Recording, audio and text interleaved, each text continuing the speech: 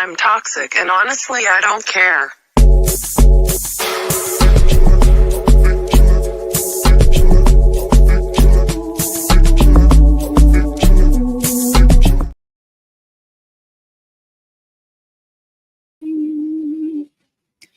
Good evening, good afternoon, good morning, good night, wherever you are. I'm Abs of October Red, and guess what? We're back here again. It's live. It's Friday night. I've got to try and stop saying Saturday night for the all women's card live watch along for Jonas versus Price. Let me know what your thoughts are in the chat. We've just had Chloe Watson and Yasmina Zobatovnya have their bout, and Jasmina won. I thought she won, but you know me and scoring. I try not to do it because I usually get it wrong. The viewers had Chloe winning, so it's a bit. But I'll see what X says in a bit. But I'm happy for Jasmina. Gutted for Chloe. Chloe's had a long layoff, like she said when we spoke earlier on in the week. You know, she's a free agent. I spoke to obviously Ben Shalom, and he was saying it's winner stays on. So yeah, interesting. But congratulations to Jasmina. What a ball of energy she is. Smiley, happy, positive, just wants to fight, loves the pro game. And now she's the EBU champion. So yeah, really happy for her. But obviously commiserations to Chloe. I like the cornering advice as well that I was listening to. I like the way Ricky Hatton was. You could see that Chloe might have been in a little bit of a panic. There was some confusion over what rounds she was actually in. And, you know, Ricky was like doing well to calm her down, but still saying you need to have a little bit of urgency about this. In other words, a polite way of saying, look, you know, it's not going as good as it should be going. I keep doing this, you know. I set up the live to stream on Instagram, and I never do it at the same time. If you are watching on Instagram, good evening to you. But if you want to get involved, I suggest that you go onto X or onto YouTube, because then I can see the comments in the chat. Instagram doesn't cross over the comments, so I can't see anything that you're saying. But yeah, welcome to all of you. As per usual, let's do the housekeeping. Punk Pop not dead. So he had Zabatochna winning as well, and that was after round 7. Potentially he was saying it was a draw. Bowl stay on. Paul Johnson, how you doing? Yeah, and we've got to talk about TKO, but I'll get into that in a bit. Yeah, looking forward to this one. I've got Price to win. I think it will be a passing of the guard, and this is the massive question, isn't it, Paul? Is it going to be the torch getting passed over? Yeah, it's a tricky one. It's a tricky one, but we'll see how it goes. Good evening to you, Howard. And yeah, I second that. I'm glad she won as well. To be fair, I wouldn't have minded who won, but I do think Jasmina did enough to win. Dickie's gym, really good trainer. As you can see, we've got Callum Simpson there in the corner as well. That's always supported her. So yeah, and also Ebony Bridges, congratulations as well, just given birth to her son. I think is it Ezariah? Make sure I get the name correct. But Ebony is one of the fighters that has supported Jasmina from the beginning as well. The thing is, a lot of people, you know, look at Ebony and think, what is she doing? She's actually helping a lot of up and coming fighters. So I'd like to say a shout out to Ebony Bridges and congratulations on the new baby. Let's have a look. William Wallace. I love that film. I'd like that to be your name, William. Is the Jonas fight not tomorrow? All the best. Loved your Sam Hickey interview. From Dundee. No, it's tonight. It's all tonight, William. That is why we're here. This is why I'm here. This is why all of us are here. I should have come on a little bit earlier, but for some reason I watched Sky Sports through Now TV and it kept on buffering, and I was debating. I don't even know if I'm behind now. I've got Sky Nicholson talking at the moment, so let me know if I still need to keep refreshing the screen. Chris, good evening to you. While this is going on then, guys, a lot has been happening in boxing, and you and I have got a lot in common. The fact is, we love the sport. We've been watching it for years, some of us longer than others. and we're seeing a massive change in the sport. Now, I want to know what you guys are thinking. I nearly fell off my chair when I saw His Excellency with Dana White, obviously the TKO, talking about being the biggest, boxing promotion. And, I think the words were they're, going to get crushed, the other promoters. And it gave me a little bit of a panic. So I want to know what you guys are thinking about it. I'm unsure. I'm really unsure. There's a lot going on. There's a lot of changes, and then I think Eddie may have done an interview. I'm not sure if it was with IFL. So if I've got the channel wrong, I've only saw like a headline on Twitter. I haven't watched the interview, but they were sort of saying that he's slowing down his role, and obviously, potentially looking at retirement in the future. Nothing definitive, but yeah, as a boxing fan, I don't know how I feel about it, but I want to know how you guys feel about it, because it's a topic of discussion. I've seen something about the WBC ordering, obviously, Dimitri Bivol versus David Benavidez. So I'm thinking, yeah, okay, David Benavidez has done his business. He's jumped up the queue. He's got in there. Yes, potentially there's a trilogy with Artur Beterbiev, but Benavidez is there now. And there's been a comment to sort of like say, well, actually, no, don't want that fight. And yeah, I don't know how I'm feeling about all of this at the moment. It's a bit, I don't know, it's a bit shaky. Andrew, yeah,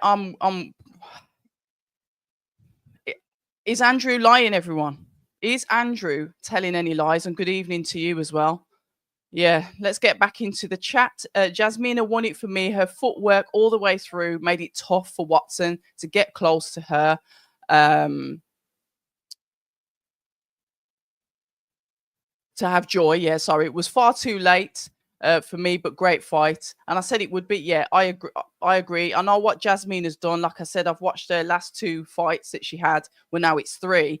And she's a very skilled fighter. She doesn't just go in there and fight. She goes in there and box.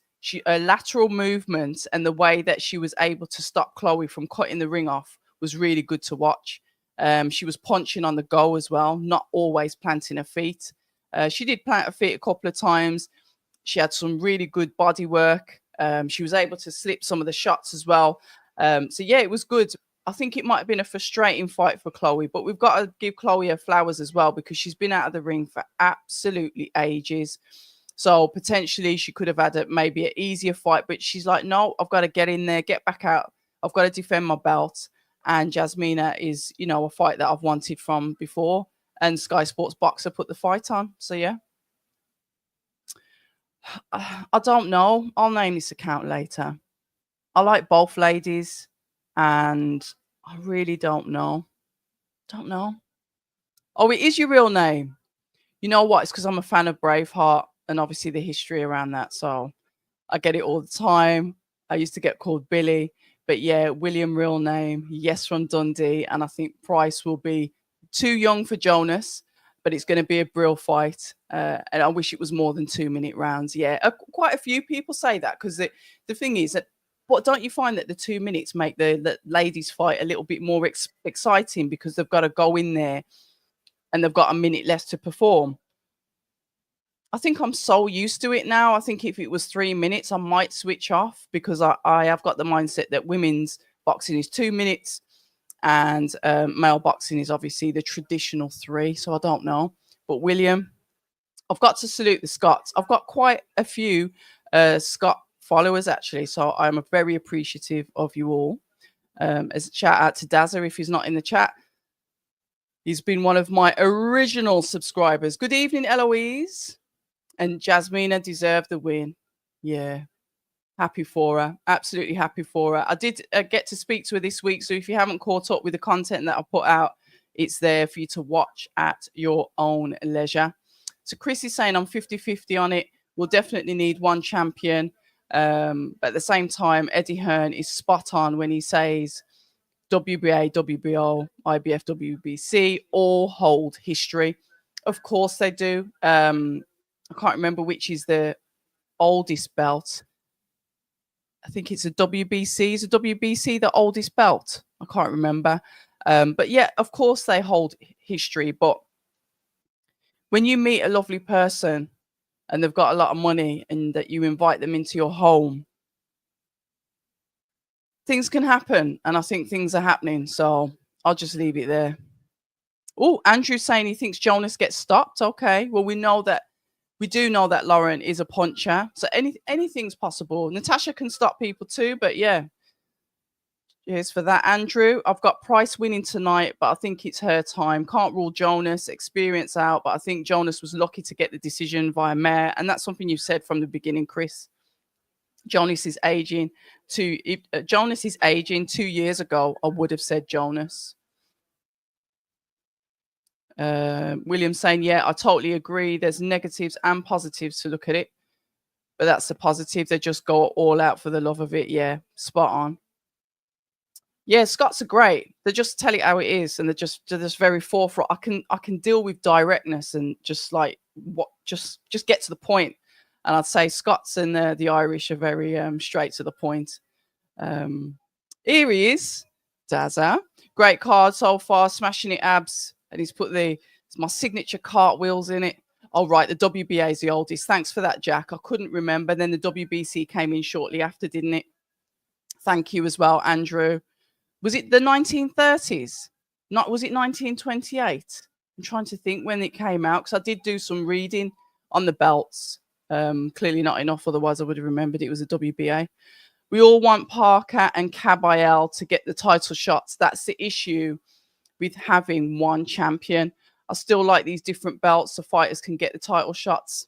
And I totally agree with you because we're sort of circulating around this tournament style boxing. Now, look, change makes people uncomfortable. I get it. But whether you like the promoters or not, you have to give them you've got to give them total credit for the hard graft that they've put into the sport. Eddie Hearn has been doing it for how many years? Is it about 20 years for Eddie? Obviously following in his father's footsteps.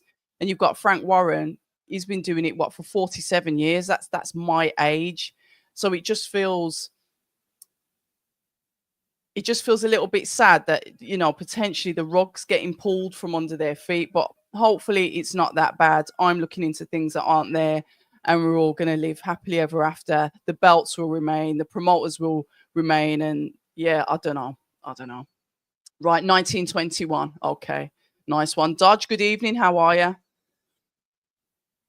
Yes, I've put it up on my Instagram page. So it's good to see Matty Harris back out again. To be fair, I've been speaking to him. He's had 2 wins since he got stopped because he gassed out and didn't train properly. Naughty Matty paid the price. It's all right. We're honest with each other. But he got a lovely win tonight. He's been scheduled to fight 4 times, and opponents, and it's more than one opponent, has continuously pulled out on him. So I know how frustrated he's been. He's had to show a tremendous amount of resilience and patience. So yeah, fair play to this opponent. You can say what you want, but at the end of the day, he's got the win. So it's onwards and upwards for him. So the WBC has been around since 1962. Okay, that's kind of late, considering that is the green and gold is the prestigious one, isn't it? I think somebody said 1921 earlier on. MC Tasty, but good evening to you. No, it's Caroline Dubois. That's the Cole main, because obviously she's a WBC champion. This is for the British title, I think, at 120. Is it 126? Is it featherweight? Good evening to you, Dunfor. Good evening, Star Fox. So we need your twin. Where is your twin? Right, we've got the 2 girls in there. I've spoke to both Raven and Caris. Lovely girls. I spoke to Caris again this week. Amazing sense of humor, wit, sarcasm. She's got it all. This is a good fight. I like both girls, to be fair. They've sparred. They've fought in the amateurs. Long time ago, obviously Raven Chapman has got more experience. She's had 10 fights, won 9 of them. You can see the stats on the screen. 2 of those been a KO, and she's only lost 1, which is to Sky Nicholson, who was on presenting duties early because her teammate, Fran Hennessy, was fighting. I've got to shout out Fran Hennessy as well. Lovely performance. She's getting better every time. I've had the pleasure watching Fran Hennessy spar Jessie Barry as well. Follow Jessie Barry boxer. She's boxing out of Ford John Pegg. She boxed a couple of days ago and got a win. Very good sparring with those 2 girls. Very good watch. So yeah, onwards and upwards for Fran Hennessy as well. I've spoke to Caris Artinstall, and she is one of the fighters that's openly admitted that she gets really nervous before fights. She's open with it though. She's like, yeah, I get really nervous. And then obviously once the fight starts, I'm fine. But she said up until the fight, I do get nervous. And I like that honesty about her, because not everyone admits it. They're like, oh no, I'm fine. If it was me, excuse my French, I'd be cacking it as well until that bell went. And it's not fighting. It's like, everyone's watching. It's about that performing the main stage. Here we go. Looking forward to this. And obviously we've got Sandy Ryan on. I think it's March the 30th. That's a couple of weeks away as well. Sky Sports is airing that. I'll definitely be watching that. The rematch with Michaela Mayer. Not to be missed, especially after the controversy last time. But here we go. We're going into round 1 with these ladies. We've got Southpaw versus Orthodox. Both of them fighting for the center of the ring. We've got that open sort of guard that Caris has got. Raven's there, more bouncy, more up and down on the feet, looking to throw those feints in to get inside. Nice head movement from both of them as Chapman throws a backhand. They're short of range at the moment, but I get that. This is starters. They've got to feel each other out. And it looks like here we go, right, it looks like Artinstall's the one that's landing the first jabs. Both girls still fighting for the center. Backhand, 2 backhands coming in from Raven. And it looks like we've got, I think I can hear Sky Nicholson on comms, who recently beat Raven Chapman out in Saudi. Now, the one thing here that goes against Caris is activity. I think how long she's been out the ring for? Probably over a year. So this is one thing that could go against her. However, she is fresher. She is spiteful. She's trained out of Sheffield. I'm not sure who her coach is. I don't think her main coach is Rob McCracken, but she's definitely trained out of the same gym as Lauren Price, the gym that they've been in from when they were amateurs and Olympians.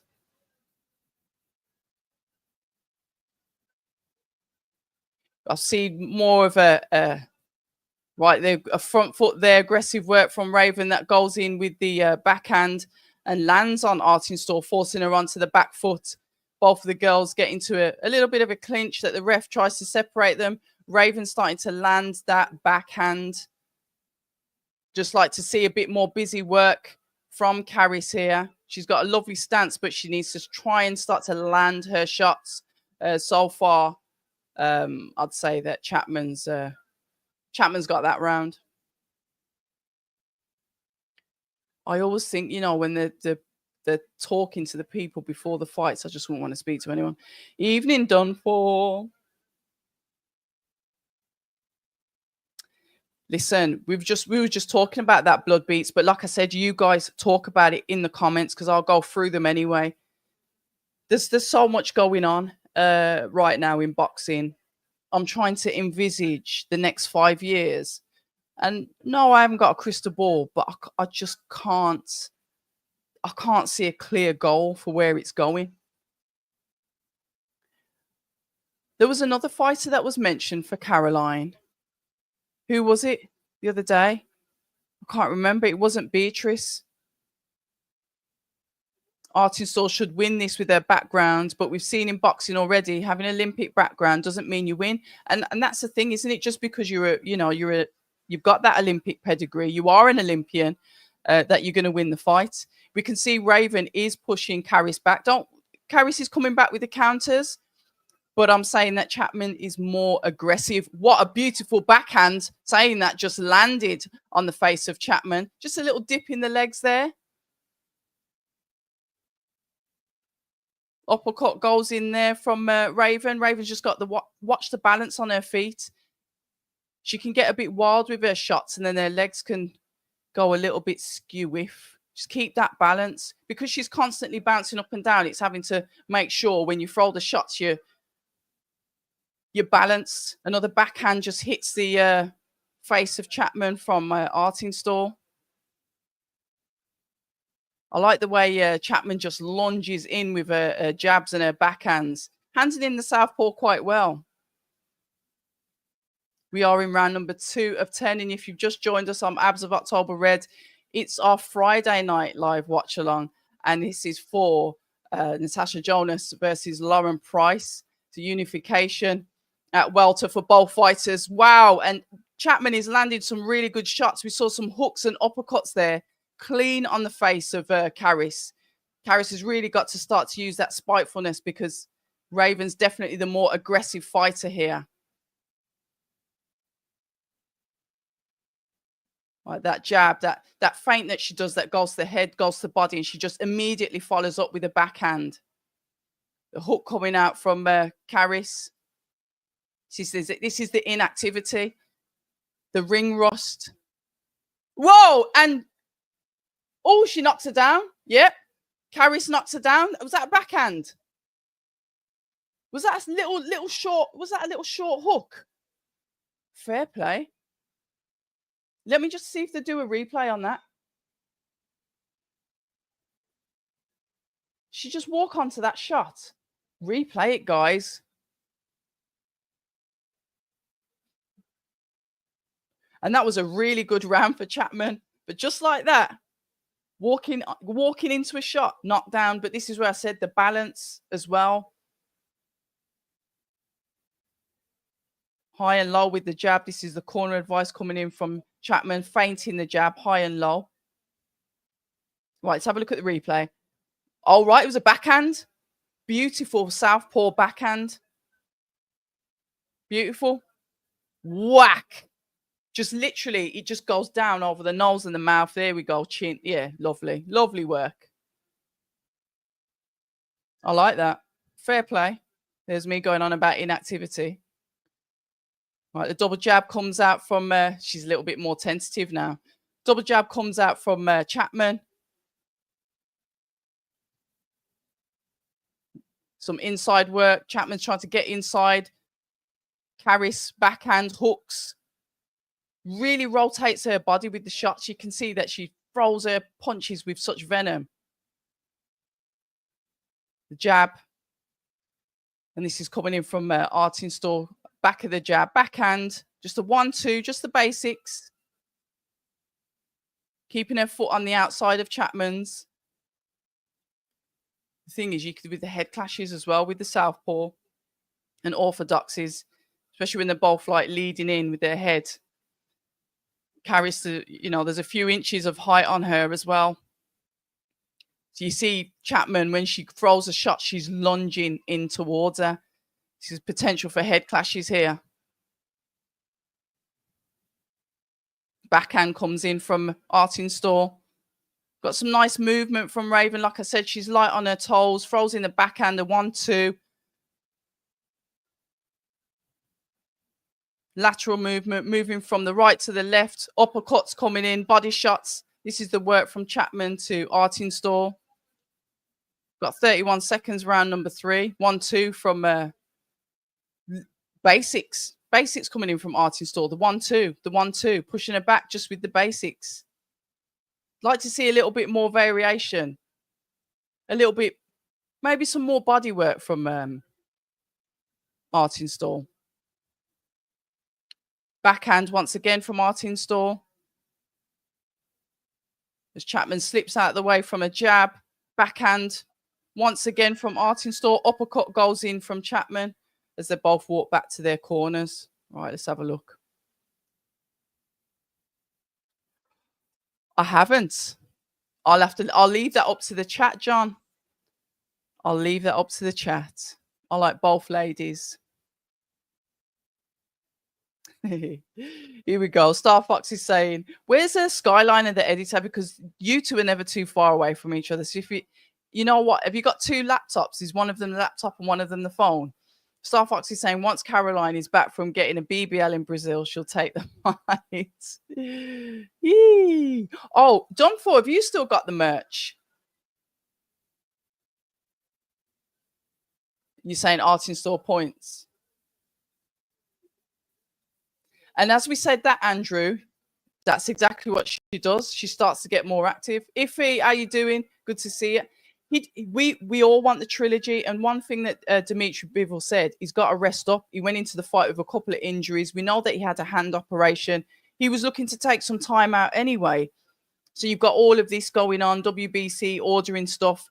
Look, he's having a rest at the moment. Right, the girls are getting really scrappy at the moment. Backhands, hooks coming in. Here we go. This is the Caris that I know. Aggressive, come forward, throwing the multiple shots. She does headhunt though. I would like to see Caris start to attack the body more because in this fight, it has been headhunting. The body's there. You're allowed to hit the body. Hit it. Take them legs away from Raven. As I say that, a backhand goes into art in store from Chapman.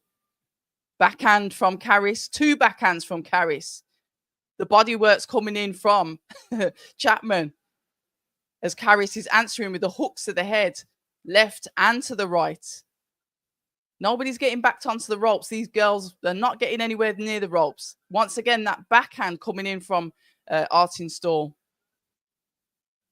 1-2 from art in store. 1-2 once again from art in store. She's just nailing it all the time.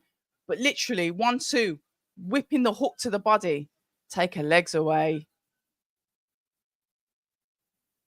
I do like Chapman's style, though, the way that she bounces it. She's got this keep bouncing, keep moving. But to be fair, art in store, she really is comfortable on her feet. You know, you see when she stands, she's got that wide stance. Her balance is centered. It's where the power comes from the shots, because then all you're doing is you're rotating properly to let that power come off. And it's proper power because you're sitting down on your shots. Uppercuts coming in from Chapman there. When the girls are in the clinch, the ref separates the two. Here we go, end round number 4. Yeah, like you were saying, Chris, he wants the trilogy. I want the trilogy. I don't think it's going to be any different, though. And you know me, I'm like Team Beterbiev, like. But it is what it is. And Conquest 2, good evening to you. Videos to views, good evening, October. Good to see you. Back at you. Yeah, straight on the nose, it definitely was. And that's it. She was winning that round. Down you go. Good thing about boxing, isn't it? It's so fluid. You know what? With me, it is about who I like. I'm like, I'd say my mentality is more like a football mentality. It's not just boxing with me. I get to know the fighters, and I think actually your personality is cool. It's a little bit different for me because I'm in and around and mingling with them, and it's not just boxing. Not to me, Andrew. It's like these guys do so much for us to sit down, be entertained, and mouth off as much as we want. And sometimes we can say nasty things as well to those fighters when none of us have done what they do. So it's a little bit more than boxing to me. So that's why sometimes I do take sides. That's why I do have favorites. And that's why I am different from a lot of other people. Because I'm not here to fit into the journalistic box. I'm a fan first, definitely. All right, let's have a look at these girls. We're in round number 5 of 10. As we know, it's a championship fight. The British belt is on the line. I think that was at late notice. I do believe it's a vacant belt. So let's see what happens. But considering Caris has been out the ring before, you can't really see the ring rust. Obviously, she's got high-level sparring up there at Sheffield. So yeah, it's definitely paid off. Obviously, some good coaching. She's not afraid to get stuck in as well. Caris. Obviously, you can see Chapman isn't. It's his backhand that lands. Some hooks. Nice work coming in from Chapman. The Artinstall always wants to answer. Not necessarily straight counters, but there's something that's going to come back. Some nice spinning off 1, 2, 3 there from Artinstall. Hook and uppercut comes in from Chapman. Artinstall answers with their own backhand. I think hooks 1, 2 to the head. Backhand. This is from Artinstall. 1, 2 once again. Jab 1, 2. Double jab from Chapman. 1, 2 from Chapman. As Artinstall walks off towards the left. Bloody hell, these rounds are going quick, aren't they? Emma, how you doing? Chapman needs a KO to win already. Martin, I don't know how to take that. So I'm not going to put it up on the screen, Martin, because I've learned to read the comments before I put them up on the screen. You know what, Star Fox? There's nothing to see. There's actually nothing to see. And he's not being smart because he's actually had 2 t-shirts, a couple of t-shirts off me, so he recognizes them. He knows what he ain't being slick, not with me.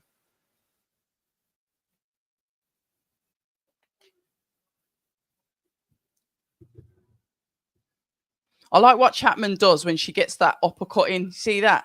Bang, sweet, sweet. Right, here we go. Round number 6 of 10.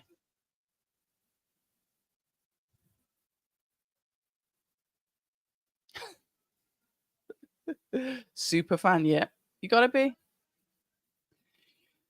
Look, I don't know how many times I have to explain this, Star Fox, and I'm sorry to interrupt those that want full commentary on the fight. Viewers' verdict have got Artinstall winning, by the way, 50-46. Anyway, I haven't got a Midnight Train season ticket. For those of you that know, unfortunately, Richard and I, have gone our separate ways. So there is no season ticket anymore. Sorry. We all want the trilogy, even if it means that IBF has to be vacated. Yeah. I can't see. I just can't see it going any other way. I was wondering how Dmitry Bivol was going to improve because I just believe that Beterbiev had the better style for him. And Dmitry Bivol did improve. So if he's improved once and Arta necessarily didn't, I believe that he can, improve again. And that's me saying that as an Arta Beterbiev fan. So we'll see. Sky Nicholson as a pundit is good to have on tonight, having fought both of them. Yep. Yeah, I agree. And she's good at, she knows her stuff. She's very well spoken. She knows her stuff. Her on comms is very good. And I do like Sonny Edwards on comms as well. No, I think it's the other way around. I'm a pensioner. See, okay. So Truth has brought something else into it. I want Benavidez Bivol. Now, I'm not saying no to that fight either, but are we going to get it? What is the... I think I did a poll, and I don't know how to do it, but if I did, I think it'd be 50-50. I think a lot of people would want the trilogy, and then there's a couple of people that would want the Benavidez fight. It's one of them. I do think it would be split. So who knows? We've also heard that I think Usyk and Dubois is potentially back in the picture as well. So where does that leave? Where does that leave Parker? What happens with Joseph Parker? I know Joseph Parker's done about 800 camps to obviously get ready for this fight. And now potentially, who's he going to fight? Are they going to put him in with Ajit Kabayel? What are they going to do with him? there was supposed to be a rematch with Daniel Dubois and Anthony Joshua. What's going on? There's a bit of a blockage with the heavyweights at the moment. So I'm interested to see how that's going to turn out, because it's a little bit messy. We've also heard that Fabio Wardley potentially, and shout out to Seconds Out. If you haven't watched Danny Flexen's interview with Frank Warren, Seconds Out, I suggest you do, because it was very interesting, informative, and basically Frank Warren said there's a lot of rumors. He's not confirming anything until it happens, but the rumors is that obviously Fabio Wardley is going to fight Kubrat Pulev, but it is a rumor. This is nothing that's been set in stone. We'll wait and see what happens.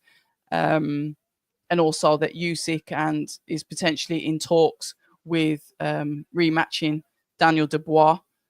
We also know that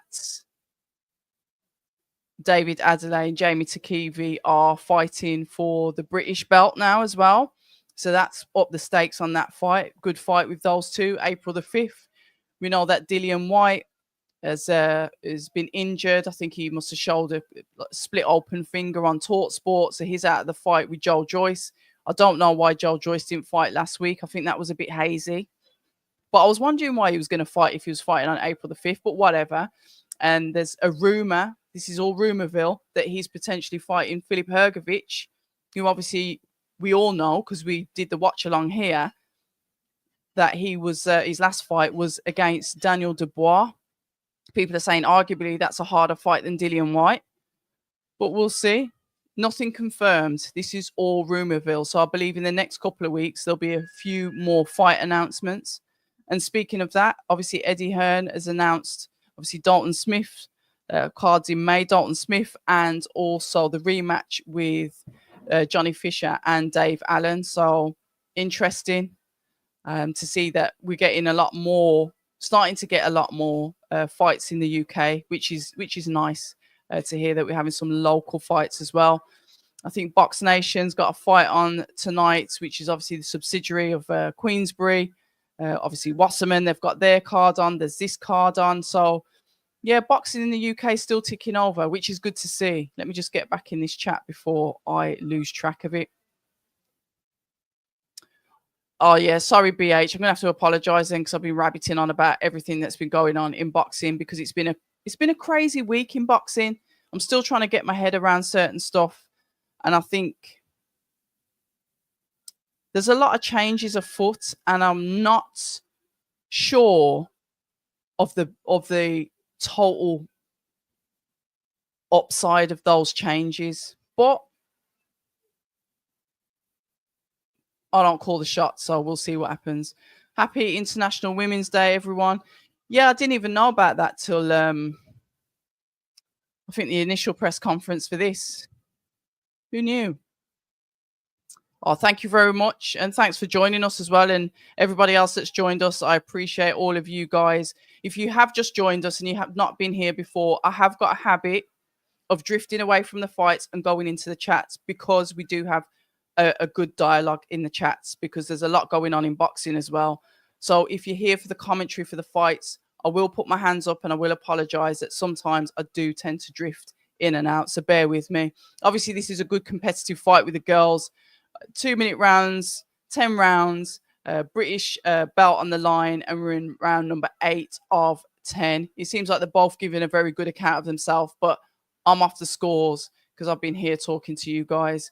So yeah, good evening. It is a live watch along for Natasha Jonas versus Lauren Price unification, and I believe it's at welterweight. I always have to double check with the girls, because the girls go up and down in weight like nobody's business. So MC Tasty saying Benavidez fight is much more compelling. Star Fox, I don't know. I don't know, is my honest answer. I don't know. I really don't know how I feel about it. I want to know how you lot feel about it. What do you think is going to happen to boxing? What's going to happen to the belts? What's going to happen to our UK promoters? Are the changes that dramatic? Am I overreacting? Have I not read the articles properly? Please feel free. I'm open for critique. I'm open for dialogue with this. I'm very patriotic when it comes to like the British cards, the British promoters, the British fights. I love it. Um, and I just feel like I feel that's a little bit interrupted. So yeah, I don't know. So third fight you're saying will be boring. I don't know. I like boxing matches though, and yeah. Sky Nicholson gets criticised for the way she boxes. I don't get it, to be honest. She uses a jab really well and uses movement. What's wrong with that? I don't know. I think boxing fans just we like to moan, don't we? We just do. She's very good defensively. She's a back foot fighter, but she's got high IQ. To be able to move around on the back foot like that is pleasing to watch. She's hard to beat. She's not one of these knockout artists, but I can't imagine she's easy to be in the ring with. Let's have a look. I had Bivol winning both fights. The first one, I understand why they gave it to Beterbiev because Bivol not active in the final 3 rounds, while Bivol improved on that and made sure he won most of the rounds this time. Yeah, I agree with that. I thought that Bivol won the first fight. We were here, we were live, but I wanted Beterbiev to win. But Beterbiev did win. And then the second fight, you couldn't really argue with it. Yes, it was a good fight, but Bivol's output was something else. And you could see this time as well because, Artur Beterbiev's face wasn't really marked up in his last bout with Bivol, but this time it was. And that's the question. Did we see the drop-off in Beterbiev in the second fight, or Bivol's too good? Bit of both. It's understandable with Beterbiev's age. This is what I'm saying. Is that the passing of the torch?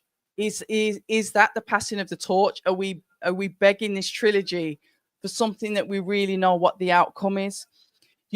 What was one of the guys that I work with, like we do work together, Danny from Fight Fan TV, Base and Maestro, shout out to those guys. I went back and watched some of the post-fight stuff, and Danny was the one that brought it to my attention, the fact that Bivol was saying, I respect you so much. I looked up to you when we were in the amateurs. And even that is just a story within itself. So when you're talking about passing the torch on, and it's like, yeah, okay, you have it now. And it's like the young one coming up beats the old one, and there's that respect. And then the old one like walks off into the sunset. Yeah. Why'd you say that, Andrew? Adam morally needs that. Why would you say that? What's happened there? You talking about Joel Joyce? International Women's Day seems like a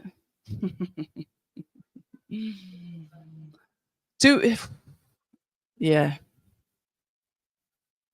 International Friday. Mr. A, what's good? All good here. Just just chilling. Oh, look at that. A bit of appreciation for the channel, for AZ's AZ Ray Videos channel. Great to see you. Love your channel. See, I love that. See, when we connect in the chat and we form this bond. Yeah. Truth wins UK. He's going to take the complete show over. Yeah, I agree. I agree.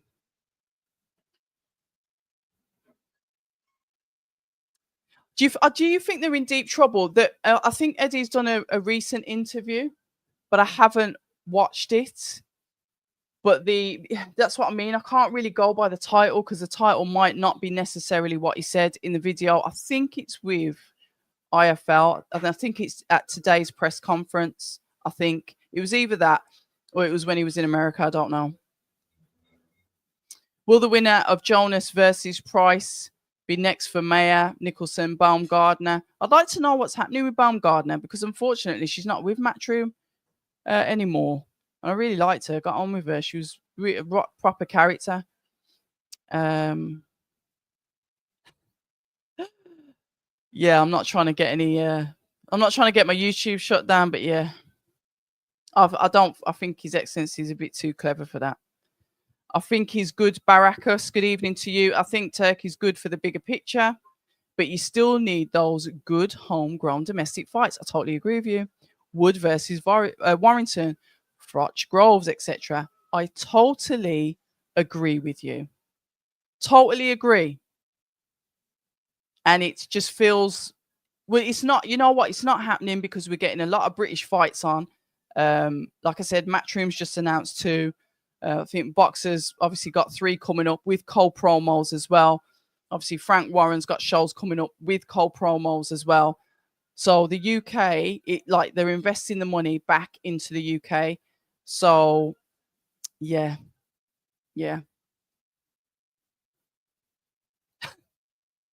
Well done to you. Well done to you. I did say what I should have done is I should have started earlier because there's so much going on in boxing in general. I'm missing out on this fight. Some of us are still on the couch for Valentine's Day. What's wrong with a £15 Michael Kors bag? Done for. Please stop. I'm trying to find the article on X.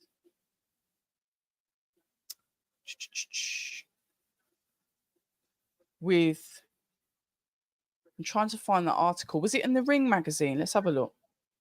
Ring magazine. Let me have a look. Just want to make sure I'm quoting this. Oh, let's have a look. We've just had a recent post go up from the Ring magazine, to credit to them, 6 minutes ago, that Chris Eubank Jr. and Senior are both set to be in attendance for Harlem Eubank versus Tyrone McKenna in Brighton tonight. So that'll be live on Channel 5. That'll be interesting. Obviously, we know that Amanda Serrano and Katie Taylor are doing their trilogy. So yeah, so good for those. I think that's highest paid fight or something, most valuable promotions, and that once again is airing on Netflix. Right, here we go. Here's the quote. His Excellency Turki Al Sheikh comments on the future of the Ring light heavyweight champion Dimitri Bivol. So obviously, does he own that belt as well now? I'm no longer interested in Bivol Benavides, and I will not bid on it.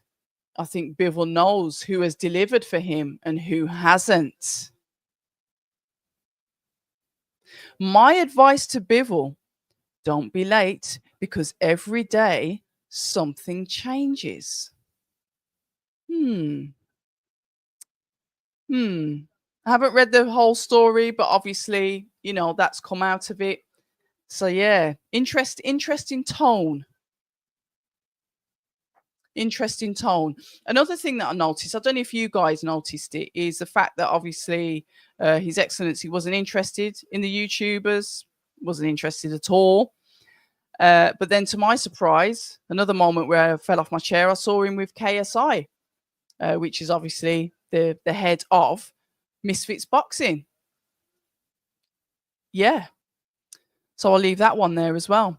Right, the girls, the fight's finished. So yeah, you can boo me in the comments for commentary on this fight, but clearly I've got a lot of things that I want to get off my chest when it comes to boxing at the moment. So let's see, guys, who do you think won this one?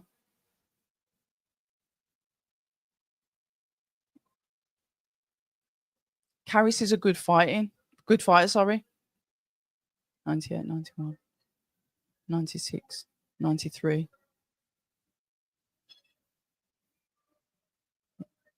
I'll go for British. Yeah, Caris got the win. Congratulations. Yeah, bless them. They're both lovely girls, and they did have that camaraderie with each other. There was never any spite or anything like that. And Raven's they're both lovely. So yeah, congratulations to Caris. She's back. I know the fight that she was hunting was Sky Nicholson. Let's see what happens there. I didn't hear what Sky said about it, but let's see if she does any call outs. She's quite straight to the point. She is a close friend of Sandy Ryan as well. That was saying obviously he's got her rematch in a couple of weeks, which I will be watching. Let's have a look. Blood Beats is saying Bivol would absolutely school Benavides. You know, when I used to do that, I say, yeah, he's gonna get smoked, but I can't do that anymore, Blood Beats, because listen, sometimes I get it right, but more than often I get it wrong. Yeah, I can never call it. I thought David Morrell would have been in with a good chance against David Benavides. How wrong was I? I'm wrong a lot actually, but I can take that. Right, let's have a look. If fighters are offered more money with Dana White, then they'll leave, Warren. This is what I'm saying. They're prize fighters, aren't they? So money is important, and we've seen what money can do to the sport.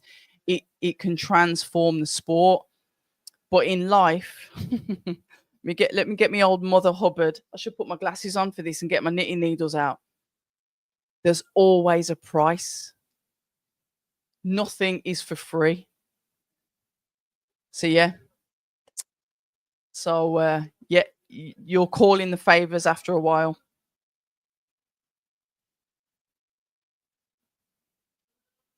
Oh, bless her. Congratulations to Caris. I can't even tweet her at the moment. Right, so yeah, masterclass from Art Install. Impressive. Sky would be in trouble if she fights her. Confident comment. Art Install looks like a world champion waiting to happen. That's a true fan.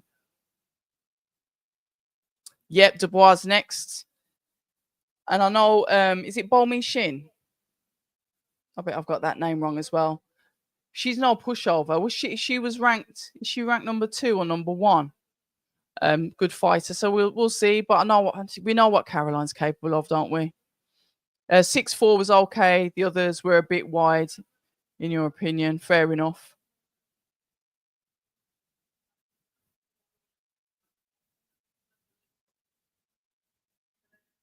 Sky Nicholson versus Carrie Sartinstall. Let's see what Ben Shalom says. Is he going to say anything? No. He doesn't really like doing all the posts. He just doesn't like doing interviews, does he? Yeah, been out for a year and she boxed away to a win. Fair play to her.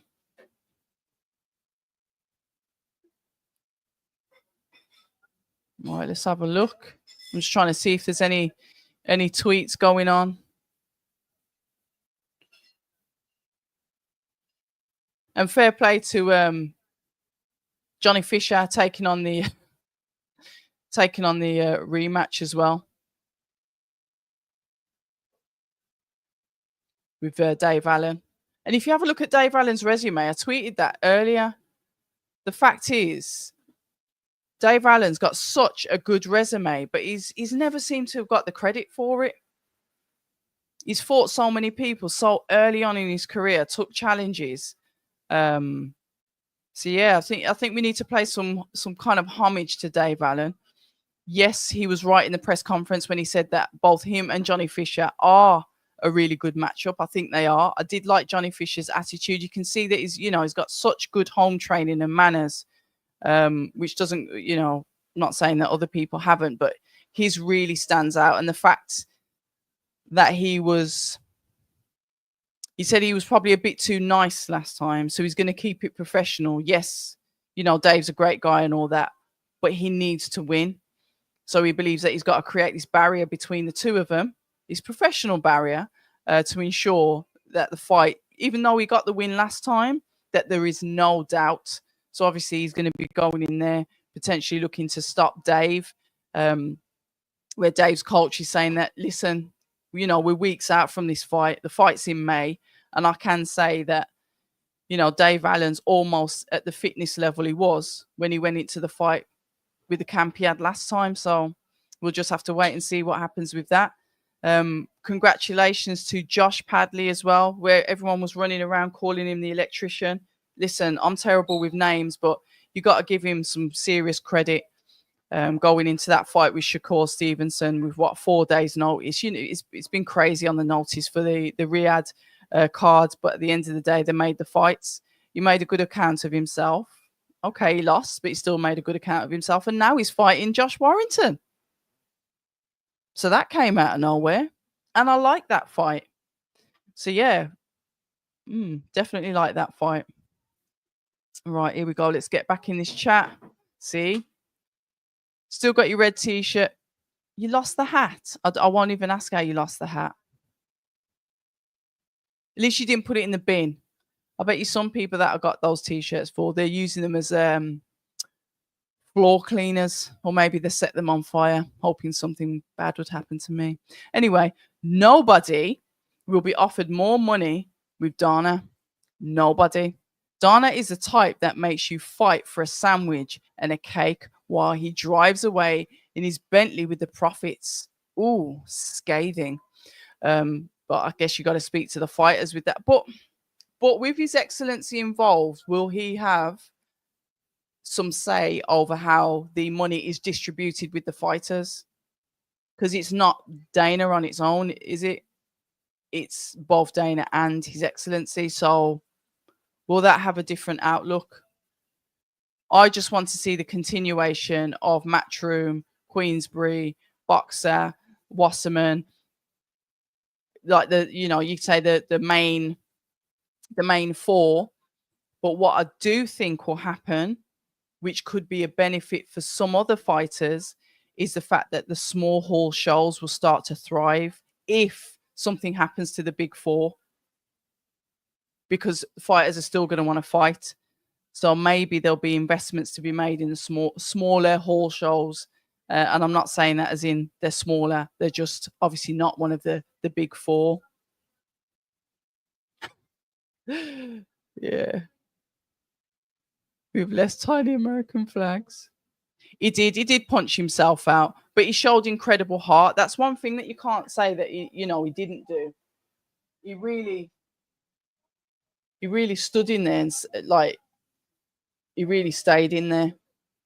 And that's one of the things I think he said, Dad, did I show heart? And you can see that respect that he's got. Like he said, the only person he cares about is what his trainers say, which is I think it mentioned 3 people, including Mark and Jimmy Tibbs. And there was another person that he mentioned, and then his mom and his dad. That's it. He's got heart. And he perforated his eardrum, didn't he? Impressive masterclass performance from Artin Stall. It's impressive. It is impressive win because Chapman fought Nicholson for world.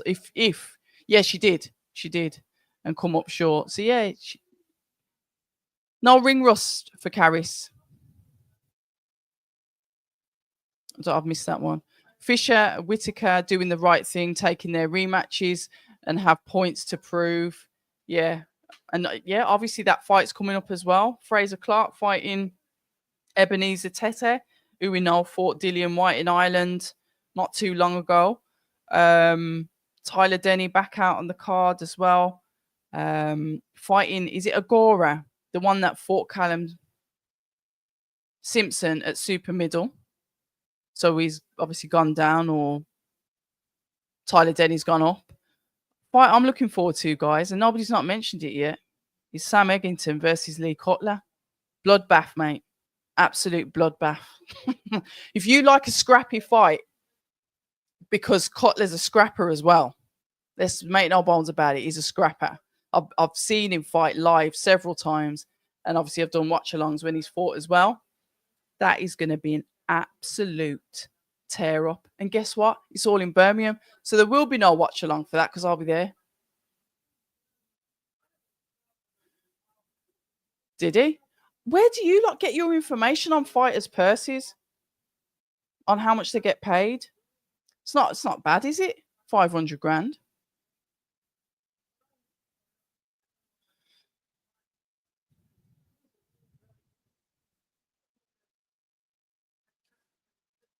I want the promoters we got to stay, to be honest, and they will stay. Don't see them being removed. I hope not. People don't like Eddie Hearn. I agree and disagree with his opinions, but he's the best boxing promoter out there for me. The thing is, if you're in that position, you're going to get people that aren't going to like you. It's just standard. But he's good at what he does. He's good at promoting fights. So yeah, I want to see them all stay as well. I would not like to see those guys out of boxing. There's one person that I would love to speak to, and it's Adam Cattrall. Obviously, I know he does his Fight Talk podcast, but obviously he's got his foot in the MMA as well, so he'll be like really up to date with all of this stuff that's going on with Dana and His Excellency. So I'm probably going to reach out to him just to see if we could do a live to discuss it so he can educate me on his opinion and what he believes is happening and will happen. I think that's probably one of the people that I'd like to speak to about it in a professional capacity, because I'm more boxing and he is both, but he knows more about Dana White and the mixed martial arts world tenfold than I do, because I have no clue about that. So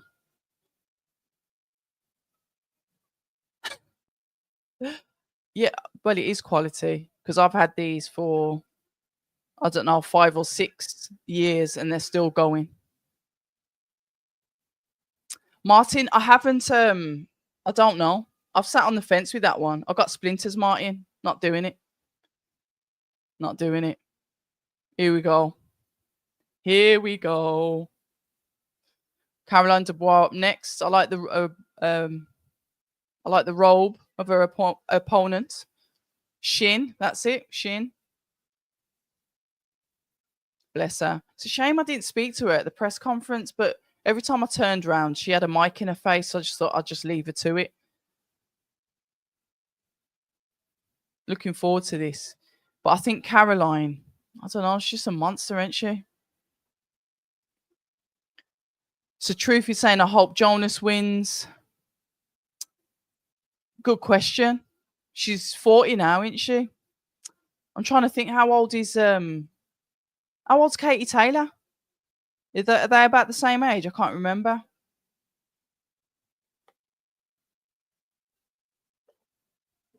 Caroline Dubois with her entourage. It was lovely to meet Caroline Dubois' mom. I'm not sure if I mentioned it before. Lovely lady. So it was nice to meet her because I hadn't met her before. Obviously, you see Caroline Dubois at the fights with her dad. But yeah, mom's been there actively supporting her daughter. So it's really nice to see. So Katie's about 37 or 38. Okay.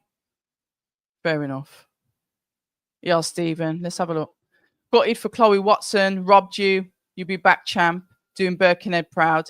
And she's been out of the ring for ages as well. You know, she's been out of the ring, you know, yeah, and all the rest of it, as you know. Of course, she'll be back. A couple of people have tweeted on Twitter or Twitter X, whatever you want to call it. They believe that she won. It's one of them. I had Jasmina winning, definitely up until the later rounds. But like I said, what do I know? I'm not a professional judge. What a lovely outfit. Obviously, Caroline's wearing the 3 stripes, the Adidas.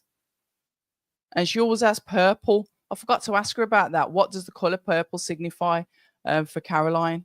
Her favourite colour, but why? Never asked her that. And no doubt somebody will now. Right, so Martin's saying that he believes Jonas will be a bit too crafty for Price, but Price is a quality boxer as well. She's quality. She's aggressive, like aggressive and powerful. So yeah, it's an interesting fight. And oh, sorry, I forget my manners. We've been going for an hour and I have to do the usual stuff. Usually they shout out their sponsors, but guess what? I haven't got any. So I'll shout out myself. I'm Abs of October Red. You are tuned in to the live for Natasha Jonas versus Lauren Price. Sorry, I was just looking at the belts there. Got a bit distracted. Which is coming up after this fight. At the moment, we've got Caroline Dubois and is it Bolmi Shin? I'm going to probably got her name wrong again. The girls are both in the ring. WBC belt on the line. Let's see how this fight goes. I think I know how it's going to go, but you just can't underestimate anybody. But we'll see. Caroline's really growing into who she is as a fighter, a truly aggressive, skilled boxer that's improving all the time. You think it could be over that quick, Andrew? So yeah, welcome to all of you who do the magical subscribe stuff, whatever, share it, like it, whatever. Do all of the stuff to help the channel grow. My subscribers are nicely going up. I am trying to get to 10,000. I think I've been saying that for about 5 months now. We're not there yet, but we'll keep going. Organic growth is what I want. Genuine people that want to listen to the content that I create. The comment section, I always try and reply to people in the comment section. I like to speak to you guys because, like I said, I'm just the one with the camera and the microphone. I'm still a fan, so it's good to have that engagement with all of us as well. Right, Mick Conlan's fighting now. Harlem Eubank would rather watch that, to be honest. Are you going over there to watch it then? Go over there to watch. You watch that and then come in the chat and tell us what's going on, because I can't watch the two of them at once because I'm doing this off my laptop.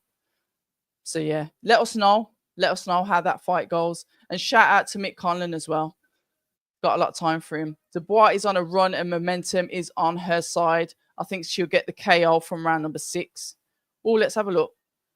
What did you say? Conlan is winning the fight but looks average doing it after 6. Okay, but he's winning. Interesting. Okay. All right, somebody that personally knows Chloe.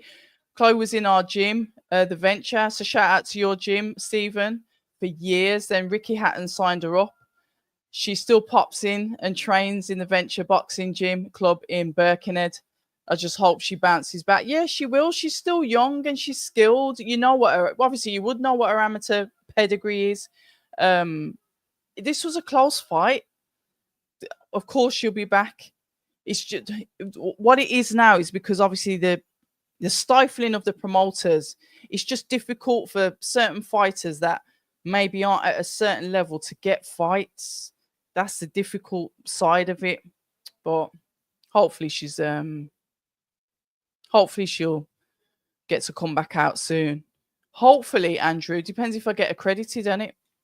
It's never a given that I'm going to get accredited for fights, but I'm definitely going to be applying for it. Just for the banter. I mean, I was there at the first press conference in Manchester. That was enjoyable. But here we go. We've got Shin and Dubois in the ring. Here we go. Round 1. Obviously, Caroline, as you know, is a southpaw. She takes the center of the ring straight away. We've got some nice head movements and feints from Shin as Caroline does what she does, circles, tries to get in around the back of the guard of the fighter as the southpaw. Shin's showing some nice head movement, some nice movement, trying to parry the jab away from Dubois as she goes in with a backhand and a failed attempt at a hook.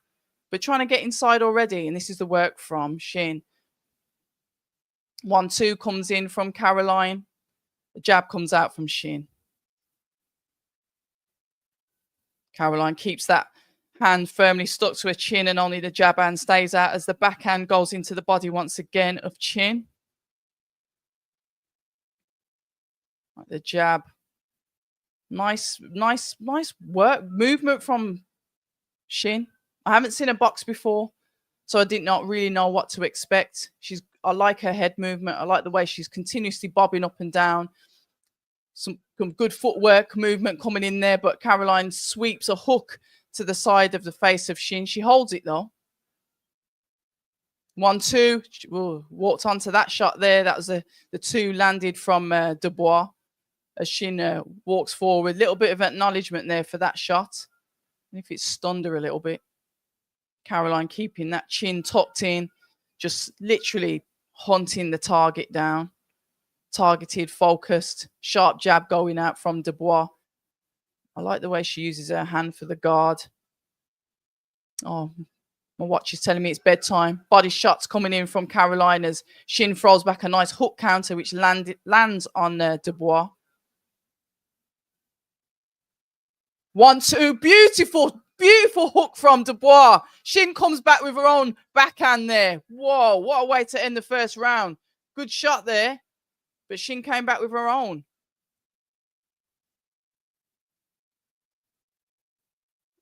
Anyway, right, here we go. Mick Conlan. Conlan winning. Yeah, we've seen that. Dan Blake, good evening to you. Dubois, round 5.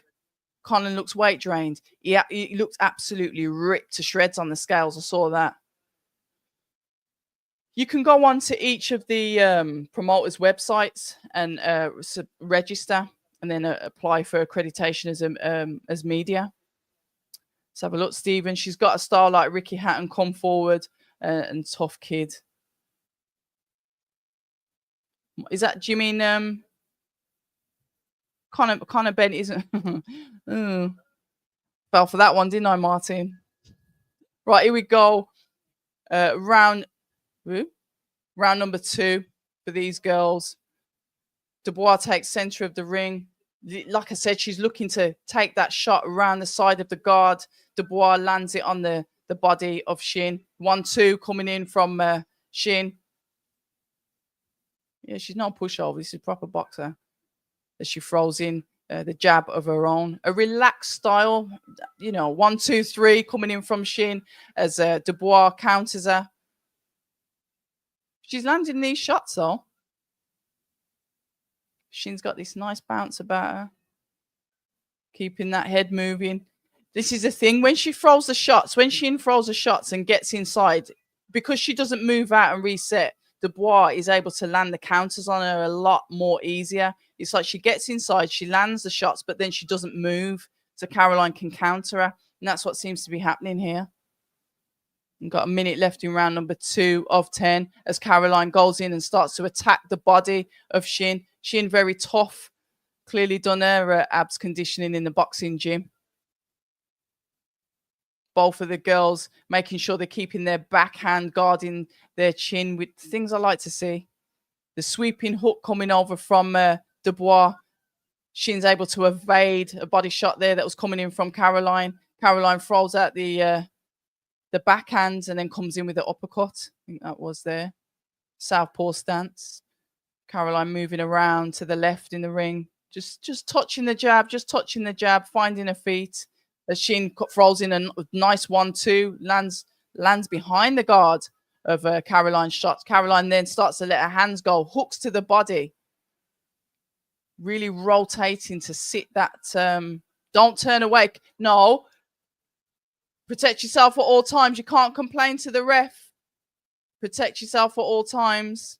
Doesn't work like that.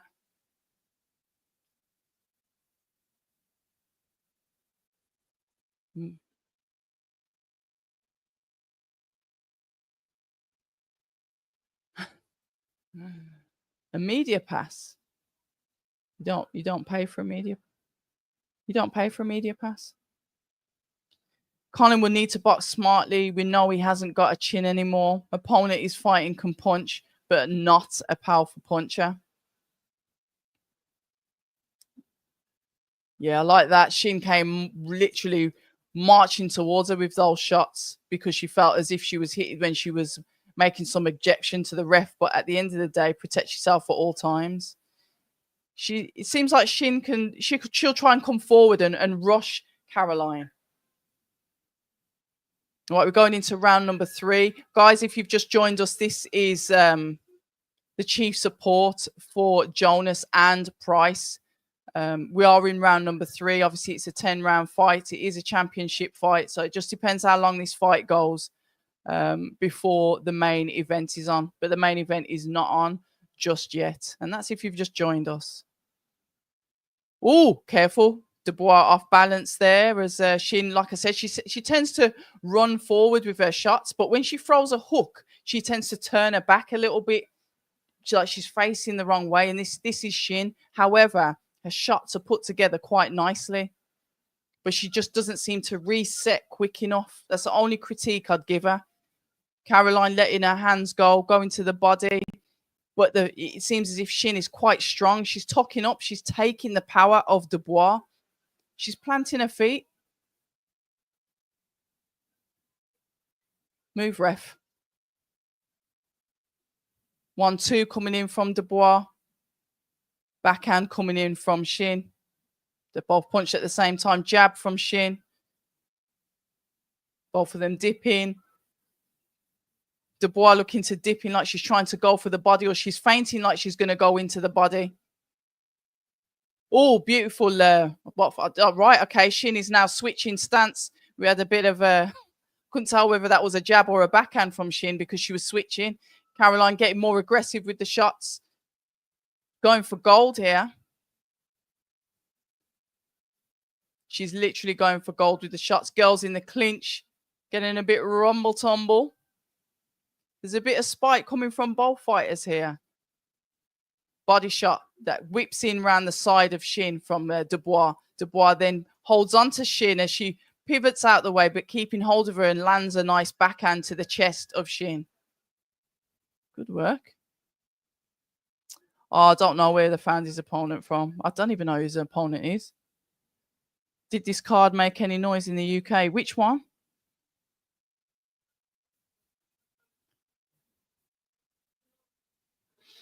So Shin has her chin up in the air. Bloody hell, Caroline Dubois' younger brother's got bigger, hasn't he? I think I've just answered your question, Stack.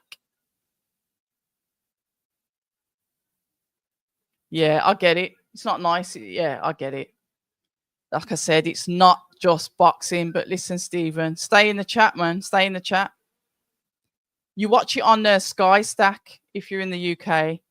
And I think if you're not in the UK, it's on another thing and it's not Peacock. And I can't remember what it is. Is it? I can't remember what the other thing's called. But you can stream it in other countries on another thing. I'm not sure if it's Fight TV or something. I can't remember.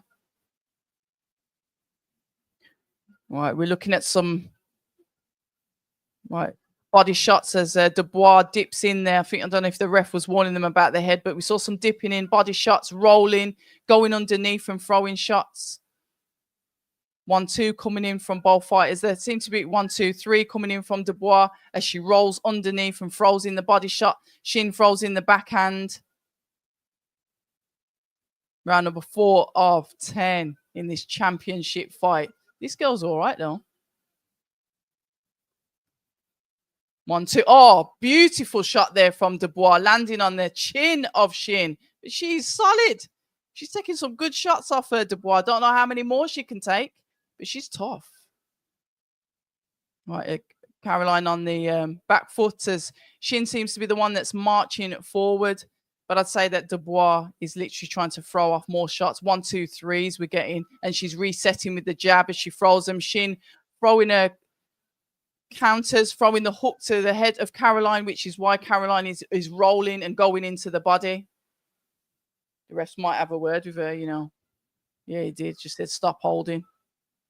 Jab coming out from Caroline as she rolls into the shot, body shot. Shin throws in her own hooks to the head, uppercuts. This is some inside work from both girls.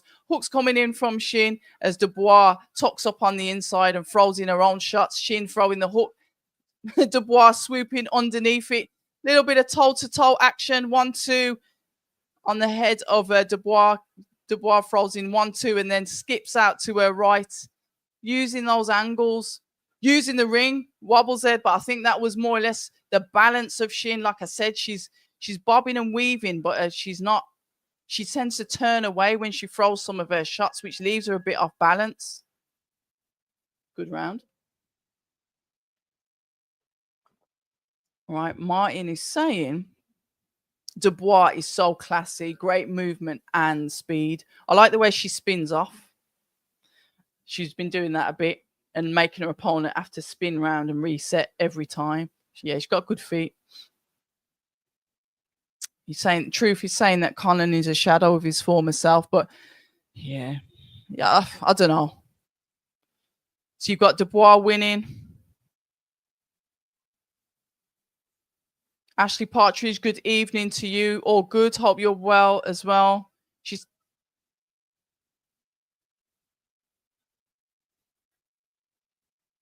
right. Shane McGuigan saying you haven't got to always throw shots at her when she comes forward. Tuck up. And when she's finished her combination, fire back. Interesting.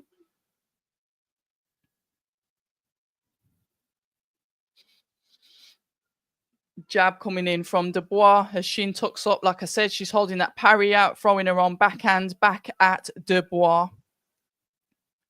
Nice 1-2 dipping from Shin as she throws the backhand once again. Sometimes she's squaring up, but I can't tell if she's going to switch and go southpaw. This is Shin I'm on about, by the way. Dubois on the back foot, but once again spinning out, using those rolls to get back control of the center of the ring, using that ring generalship, albeit Shin is the one that's coming forward. Dubois looking for the angles, looking for the openings. Shin just throwing. You know, she's aggressive. She's throwing the shots when Caroline seems to be throwing them with more calculation, more intention. 1-2, and then Shin throws the counter, which goes at the same time as Caroline's 2 and lands on the chin of Dubois. 1-2. Caroline rolls under, spins out, gets center of the ring, flicks out the southpaw jab. As Shin throws out her own, flicking out her own jab as maybe a distraction so she can't see what she's doing. But Caroline's literally throwing like the 1-2 and then rolling under and getting out of the way, not necessarily standing in front of her and fighting. She's very quick on her feet. Jab coming in from Shin.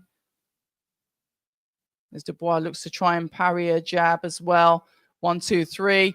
The last shot being the heavier shot, throwing the combinations, making sure that the third shot is the shot that counts, saying that she whacks in a hook to the face of Shin as a single shot.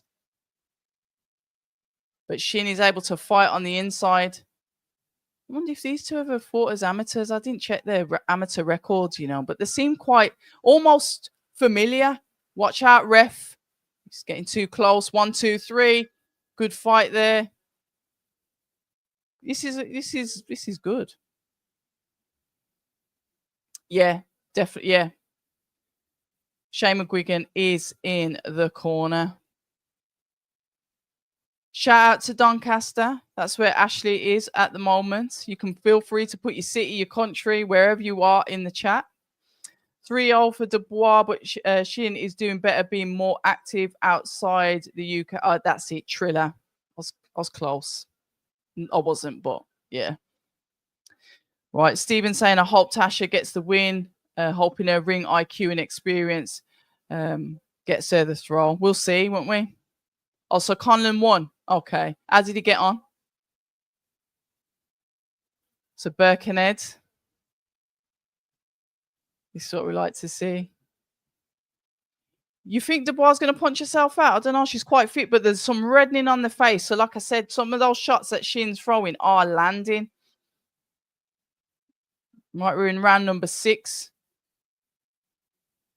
4 rounds left after this one. 1, 2. But Shin is landing some shots because that's the first time I'd say that I'd seen reddening on the face of Dubois. I'd heard about Shin. Hadn't seen her fight before. But clearly her rankings would suggest she is really good. And this is what's going to happen. You're a world title holder. People are going to want to come and take your belt. The competition has to go up. It's like Dubois unloading all of these combinations, literally working the body and the head, and Shin is just tucking up and coming forward. I'd like to see, I might have a look on their social media after what the conditioning is that Shin does for her body, because she's taking some shots off Dubois, and you know Dubois got power. We've seen her fight several times. Lovely backhand landed on the face of Shin there from Dubois. Shame there wasn't much vim on that. Probably would have pushed her back a little bit. 1, 2 there from Dubois. As Shin comes forward, Dubois lands a jab as Shin leans back. Nice, good range there. Dubois goes 1, 2 and goes to the body as well, using the variation once again, rolling under Shin's shots, resetting quickly, forcing Shin to obviously reset again while she throws off the shots to start off with. And this is the work coming in from Dubois.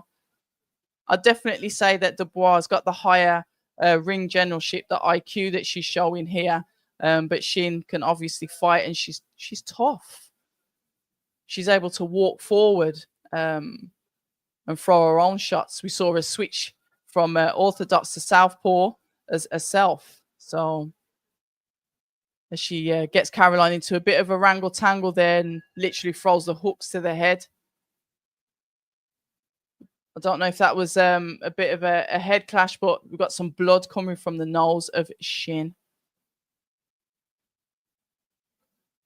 There's Rob McCracken giving Lauren, some words of advice before she goes into this unification fight with Natasha Jonas. 3 belts on the line. She's getting gloved up. We see her proud with the Welsh flag on the side of her shorts. Very tenacious, studious fighter that is keen and hungry and definitely wants what Natasha's got.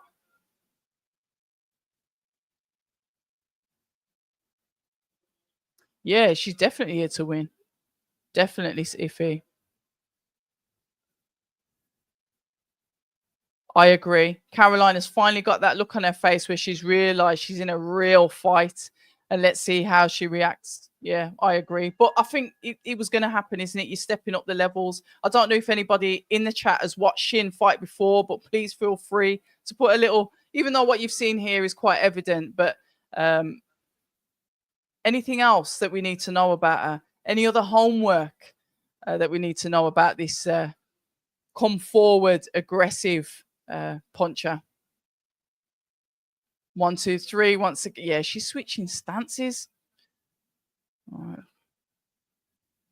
1, 2, 3. Caroline coming in with her own. Shin answering back. Caroline has to roll and dip out of the way. 1, 2, 3 coming in from Shin. Caroline dips to avoid another combination. Would say that Caroline's starting to dip that head in to avoid as Shin starts to unload. She's really roughing her up in here. Elbows going into the face as well. Ref's having a quick word and keep your hands up. Caroline's got to stop dipping her head in. Use her athleticism to move out the way. There we go. 1, 2, 3 coming in from Dubois. The 3's like a overhand. Backhand goes into the face of Shin as she continues to walk forward, throws her own jab. Whatever stance she's in, that might have been the backhand actually. 1, 2 coming in from Dubois. She circles comfortably around to the right. She comes in with the backhand, but Shin is able to throw out her own jab as well. Caroline's boxing and moving. Body shot comes in from Dubois, just keeping out of range there from Shin's backhand.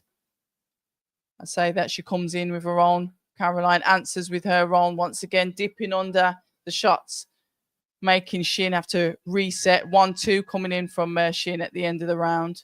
Damn, this girl's tough. Shout out to Blackburn. Got a few Northerners here tonight. Right, Warrington knocks Conlon out, in my opinion. Conlon looks more worse than Warrington in recent fights. I thought, yeah, wow. Phew.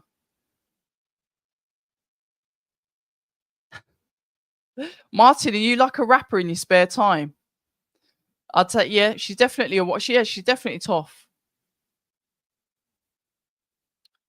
Jones is saying that Shin is winning the end of the rounds. Right, Shin started at 14-1 to win. Crazy. What's the odds? Points win for Conlon.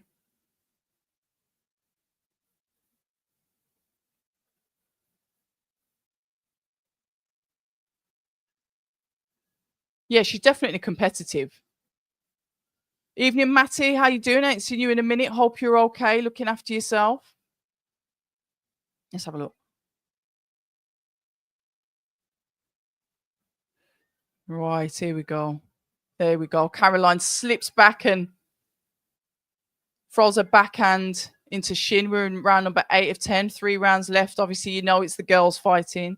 Championships are 10 rounds, and obviously they are 2 minutes only. The only thing that's even here is that they will get 60-second break. Here we go. There we go. Box and move. Like Shin's trying to throw the shots, finish the combinations, and Dubois quick enough, savvy enough to move out the way, rolling underneath and literally resetting every time. This time she's going around to the right. She's done it on both sides. This is how you have to fight somebody like this, about that adaptability, knowing that Shin is going to continuously come forward and she can land the shots. So you're going to have to fight at distance, box and move, get in when you need to, reset. And that is what she's doing, rolling under, resetting. Because when Shin gets inside, she unloads, which is exactly what she's trying to do at the moment. So Caroline has to dip, throw the shots, roll under, move out the way as she whips a body shot and a jab to the head of Shin. As Shin counters. Trying to say, keep your head up. I think that's the advice coming in from the referee. Got 30 seconds left in round number 8 of 10. Uppercuts coming in from Shin. I like the way it gets rough on the inside.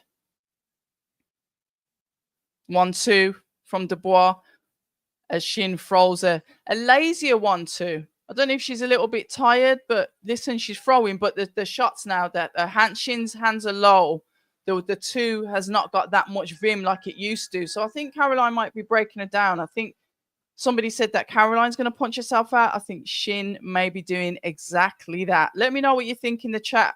Good evening. If you've just joined us on Abs of October Red, there's 289 of you in the chat. It'd be nice if I had 218 likes, but that's not going to happen, is it? Because you don't want to do that, do you?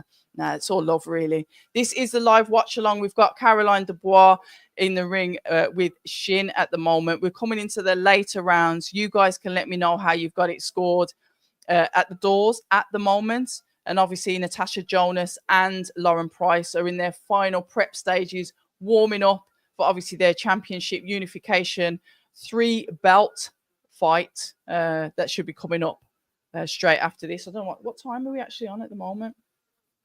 Okay, I thought it'd be earlier than that. It's after 10. All right, AZ saying he thinks Shin gets finished. She's definitely tired. She's definitely tired.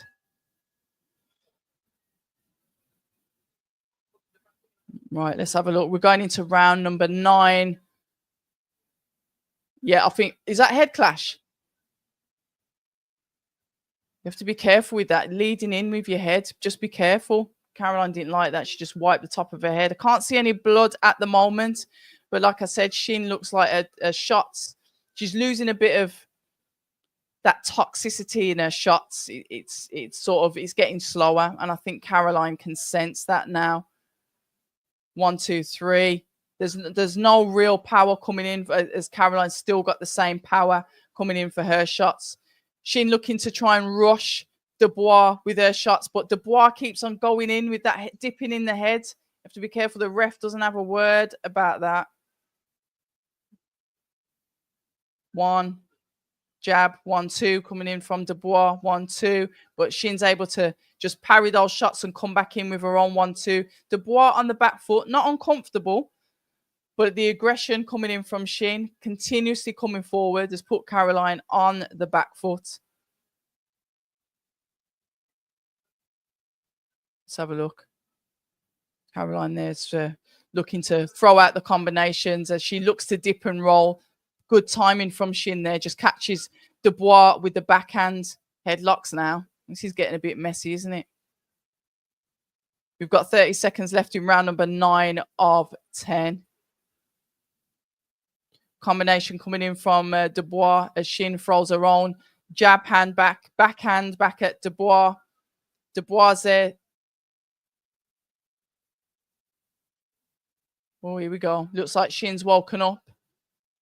There we go. As Dubois once again, as Shin comes forward with the attack, she's able to roll under the shots and counter as she finishes the round strong. And this is Dubois with a 1, 2. So we're going into the they're having their 1 minute rest, preparing for the last round. Let's have a look. Jones is saying that Shin's got a bit of Pacquiao style. She throws a nice lead right, yeah. She takes the punishment. That's you guys talking. Yeah, I like Padley as well. Yeah, if any of you guys are watching the Wasserman fight, please feel free to jump in the chat and keep us updated on what's going on with the fight, especially as they've said now. I think the ring announced it. I think I went on X earlier that Eubank Senior and Junior are going to be there to support Harlem. Please keep me updated because I'm fixated on this card at the moment. So keep us updated in the chat.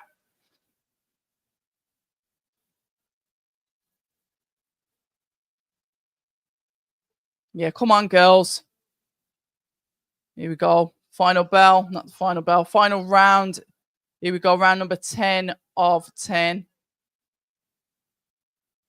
But this Shin is tough, boy. Look at how she's throwing out the combination. She is going for gold. She's looking to chase down Dubois, throwing the shots in to the head, to the body, bouncing in and out, throwing a hook. And this is the work coming in from Shin as Dubois goes to the body of Shin. But once again, dipping in with her head, throwing in the hooks to the body. Shin is coming back with 1, 2, 3s. This is continuous hooks to Dubois. Overhand rights, hooks, Dubois. This is where your fitness comes in. Literally, you got to move. Don't stand and trade with her because this is when you can get caught with silly shots. Move her off. Continue to do what you're doing. Throw the shots and roll under what she's going to do. Roll to the other side. Don't necessarily keep going to the right. Right. Body shots coming in from both girls. Shin throws a 1, 2. The hooks to the head just scrape the face of Dubois with an uppercut. She needs to just keep her distance because Shin likes it on the inside. This is not good to trade. I get it. We've got 30 seconds left. The girls are tired. The work rate from Shin here, fighting for gold. She's come to take this belt. 1, 2. The body hooks coming in. Shin's going at it, throwing overhands. Oh my God, we've got 15 seconds left. The girls are trading. Dubois doesn't look like she's on strong feet here, but she's still going in. Shin continues to march forward. We've got less than 10 seconds. Oh my God. Shin, oh my God.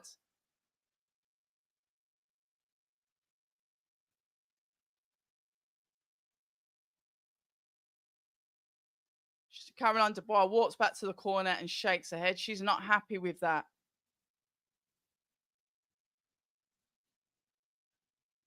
Ooh. She's shaking her head. She didn't like that at all, did she? Bloody hell, what a tough challenge that was. I'm just looking at the faces of the team boxer that are ringside. The doctor speaking to Dubois. She smiles, and obviously the doctor's just checking her over, making sure that she's okay. Flipping heck. That girl's... You want to trade with her on the inside. She just keeps going. Eubank won. Congratulations to him. How did he get on? Are you listening to what's going on in the changing room? Yeah, she's doing definitely doing well. Right, 5-1 Dubois doing her thing. Shin is tough, effective slugger.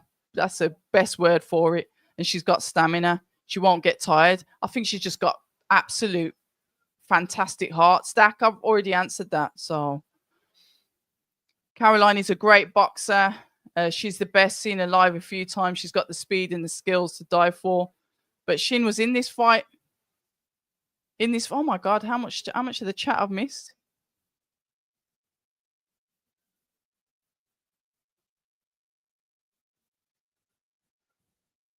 That was a good scrap, but you can't.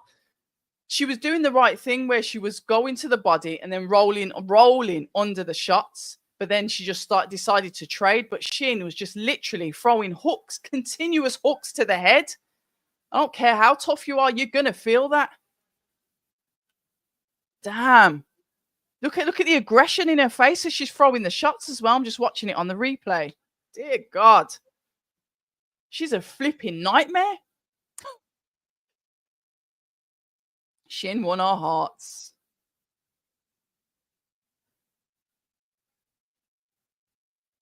Do you mean the commentary actually on Sky Sports? Or do you mean me, Matty? I don't know. Who knows? If that fight went one more round, Caroline would have needed she wouldn't have needed a stretcher. But that was very risky. Yeah, Shin won our hearts. She was really good. Shin stole the last 2 rounds. She was awesome. She's just relentless. If Shin can buzz her, imagine what we'll see. Boxer Shane's going to play even more safe now with their matchmaking, which is you're alluding to what Blood Beats is saying, I think. Oh, no, it's the same. Oh, right, yeah. No, same person said the same thing. Emma saying shaky ground that for Dubois. She was exhausted. Beatrice would have finished her in that round. I think, yeah, I think a couple of people in the chat are agreeing with you, Emma. Or you're agreeing with a couple of people in the chat. Hold on.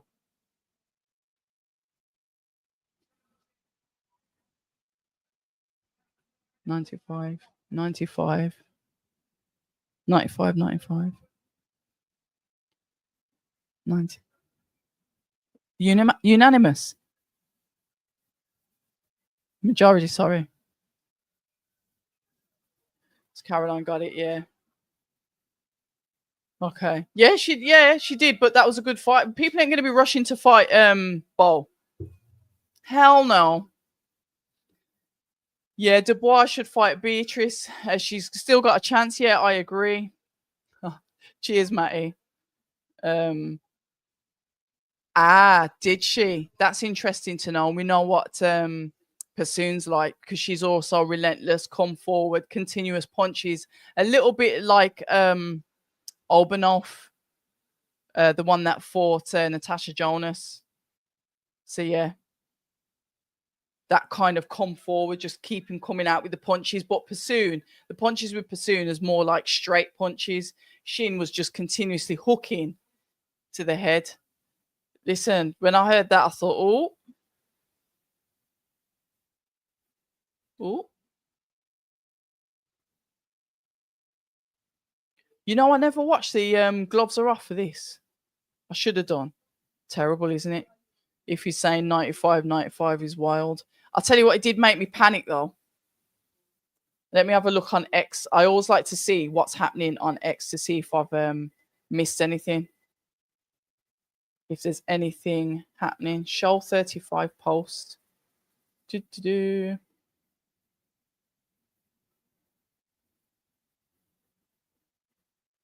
Oh, Peter Freary's just tweeted McKenna is a warrior.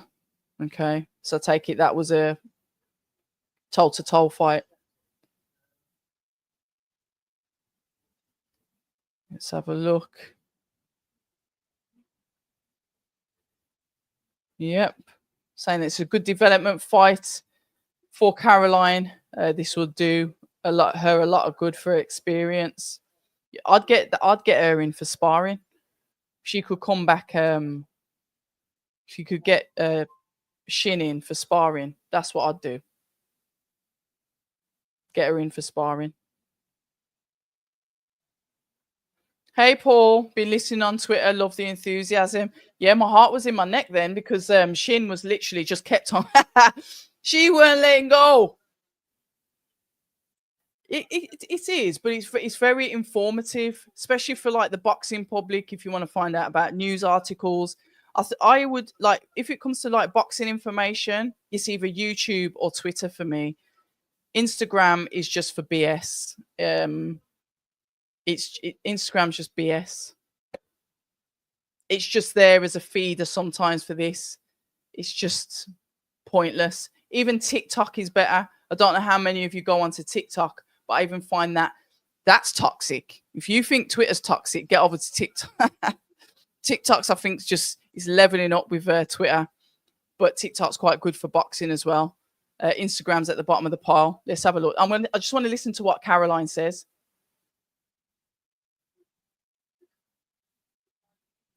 Let's see what she says.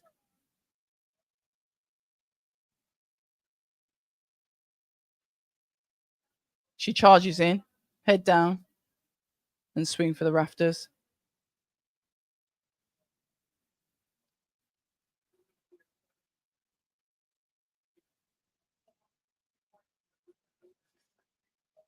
All right, they're sort of like asking her if it was the wisest tactic to stay in there and trade.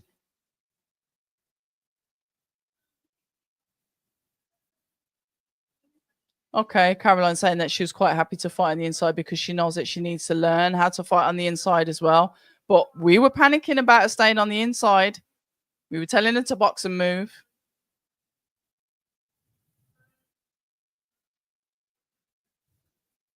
Yeah, it was a good fight. It was an entertaining fight, and she got the W. Shin's relentless.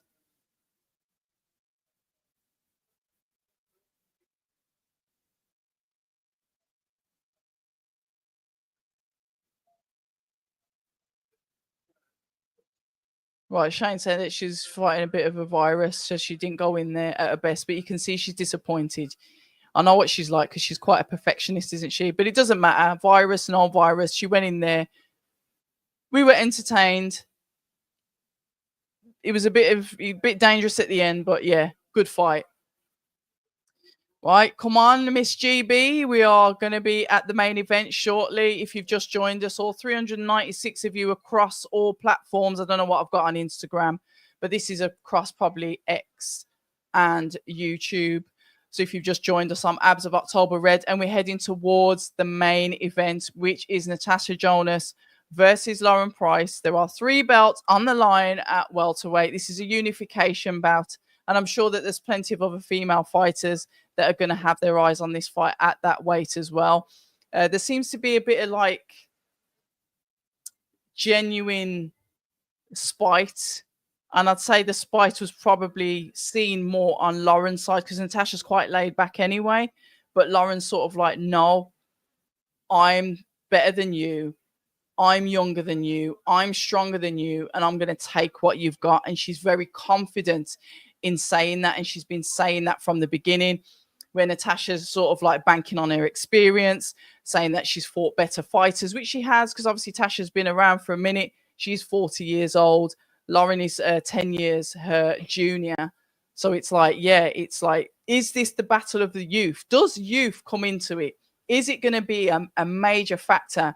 I mean, we look at Katie Taylor, we look at Amanda Serrano. Are we writing Natasha Jonas off? I'm not. But do we do that? Do we think, you know what, she's had her day now? Just, and that's what Natasha said to me when we spoke. She was like, what do you think? I'm just going to come in there and hand my belts over? No, they're my belts. So I like that confidence from both girls. We've saw Gallagher in the corner as well, having his little digs all the way through the week, whether it is from, listing opponents to the weighing scales on the weighing day yesterday. He's like been the mouthpiece for Natasha. Natasha hasn't really had to speak. She's literally just got to do what she does, which is prepare, get in the ring and fight. We're going to find out in a bit, aren't we?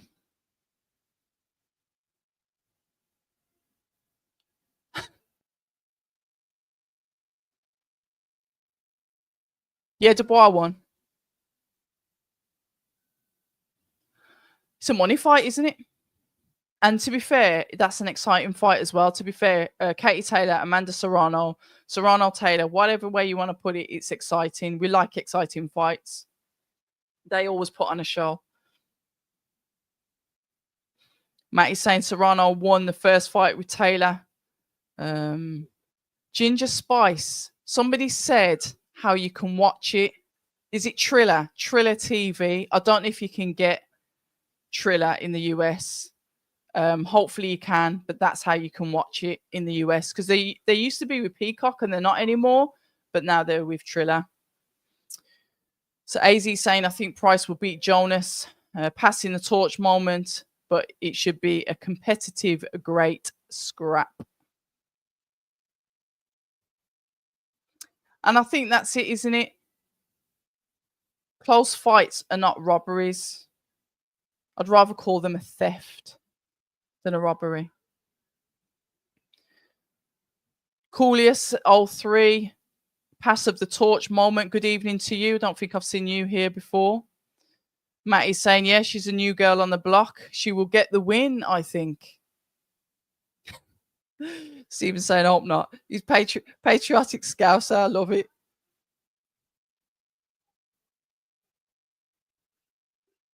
Big Papa, good evening. Seen you for a minute as well. Hope you're okay. Both fights were really close. Serrano stops Taylor this time. Dylan's joined us off X. How high will the Jonas protector be tonight? You know, Dylan, I don't know. If I was in the ring, because I've had children and I don't really like my stomach much, I might have my trousers, my shorts up a bit high as well. Because if you notice at the weigh-ins, Tasha always covers herself up a lot. You never see her in a bikini or anything like that, you know? There might be a reason for it. Mr. E. Francis, we've got the Welsh flags. You know what, guys? UK or Welsh flags in the chat on who you would like to win. I think that's fair. I can't do the voting. I don't know how to do the poll, so I'm not doing it. I'll have to Google it. We'll do it another day. Put the flag up of the fighter that you'd like to see win. Mr. E. Francis has started it off, so he is Team Wales.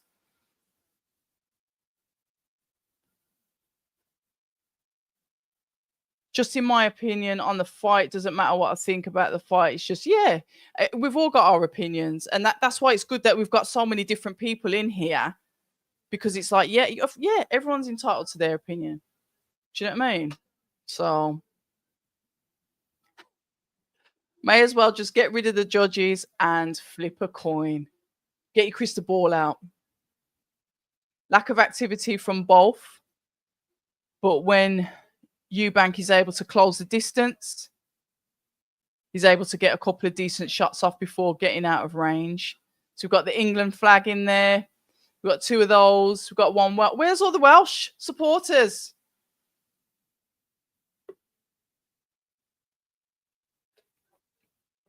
I was talking to Tash because she mentioning, sorry, I was got top up on my water. She was mentioning obviously about the different price that she fought and beat. I believe it was in the amateurs, and Lauren was saying it wasn't me, it was such and such.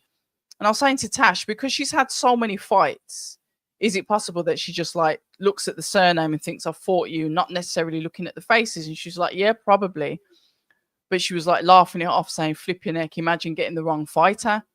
But if you tot up all the fights she's had as an amateur and then as a pro, and she's getting punched in the head for a living, it's a mistake. Tasha Jonas is fan. Oh, hold on, let's have a look. Eubank Senior is at the Harlem fight too. He's ringside. Seems adamant Eubank Ben won't happen. He's still going on about it. So I thought Eubank Junior was there as well. I need updates on that, guys, because I'm not watching Channel 5. So please let me know what's going on. I'm so invested in that fight. No, I like the is it? Oh, you mean the one that's actually going on now with Harlem? Oh, no, Bon. Ebony's lovely. I love Ebony. She's absolutely amazing. Good evening, Abs. Evening, chat. I want to see Jonas do the business. So we've got another English flag. Put the flags up, guys. Thanks so much. I didn't know the fight was on. Well, yeah. I gave the wrong channel name. So that's why I'm grateful for these guys in the chat, because I just said something that completely didn't exist. Price has got this, but it's going to be a war. No, done for. I am not doing this with you tonight. No. Welsh women are strong. I'm married to one. Spare us the details. I'm trying to keep the channel growing. Oh, Junior isn't there. So you said he was going to be there then? Was that me reading something off the internet? Yeah, it was. So he's not there. Interesting. I'm watching both at the same time. Don't get cross-eyed, Chris. Okay. Christian saying the same. So Eubank Senior is there, and that is it. Oh, I'm with you now, Bon. Matty's saying Tasha Jonas is a great gutsy fighter. I hope she wins, but I'm afraid she may lose to this younger lady. And this is what we're saying. Similar with what Chris Eubank Jr. and Conor Ben were saying. Listen, I know they're obviously, different fighters, but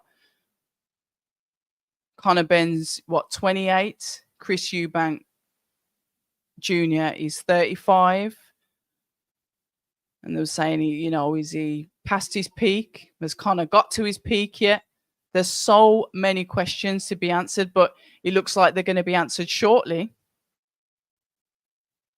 Oh, they're going to long this out now. They're doing conversations by the dressing rooms. Just get the girls out. What time is it? It's almost 10:30, and we're still having a bit of a conflab. I thought this would have been a earlier walkout, but clearly it isn't, because we've got Johnny Nelson and Anna Woolhouse by their dressing rooms. Interesting.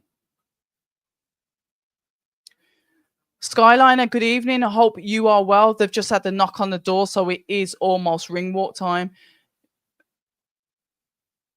So what's happening when you're saying it's uncomfortable viewing? That's a lovely robe that Lauren's got on. Beautiful jet black robe with the sequins round the side. We've got one of her team walking out with the belts on. Somebody in white just slipped out the back. I don't know who that was. Woo! BH is saying, I like Jonas and Price. Jonas always smiles. Price always looks intense, but I want Price to win. She's lovely, you know. Price, she's lovely. Lovely. That's a nice purple jacket there, worn by the lovely Big Mo. So Eubanks looking good in round number 4. Keep it coming, guys, because I can't see. Obviously, I can't see what's going on. Good conversation for the chat, Mr. E. Francis, that is married to a very strong Welsh woman, is asking, what are you guys saying on Ben Whittaker's chance in the rematch? He is now training with Andy Lee. Ben Whittaker is a skilled fighter. So we will see what happens. We'll see what happens. Tasha's doing it for the OAPs. Yeah, shout out to the oldies. Any oldies in the chat, shout out to all of us. Eubank just wobbled McKenna in the last seconds of round number 4, and round number 5 just started. Thank you so much for these updates. Eubank Ben is a mismatch on paper. One is arguably world class, and one hasn't won a British title. I think because of Eubank Jr.'s career being stop, start, I think he could have been a lot further than he is at the moment. But see, yeah, that robe is nice. Gosh, Tasha's brought out a lot of people with her as well, hasn't she? Oh, no, these are the Welsh flags. Apologies. Look at that. Look at that. Oh, that's lovely, isn't it? Look at the dragon. Guys, if you've just joined us on Abs of October Red, we are doing a live watch along, and it's main event time. We've been here for almost 2 hours. Lauren Price walks out with her belts as she gets into, could say the Lion's Den, but we're at the Royal Albert Hall where she takes on the experienced and also world title belt holder Natasha Jonas. It's the old versus the young.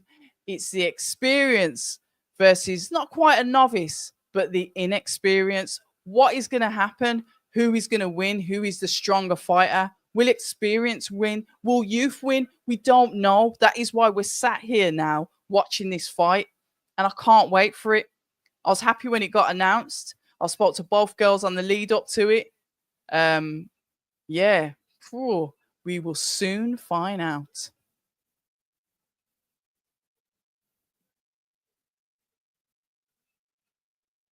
Right, okay. So Harlem, we're getting updates from the Channel 5 card with the Wasserman, and it's Bet Eubank versus McKenna.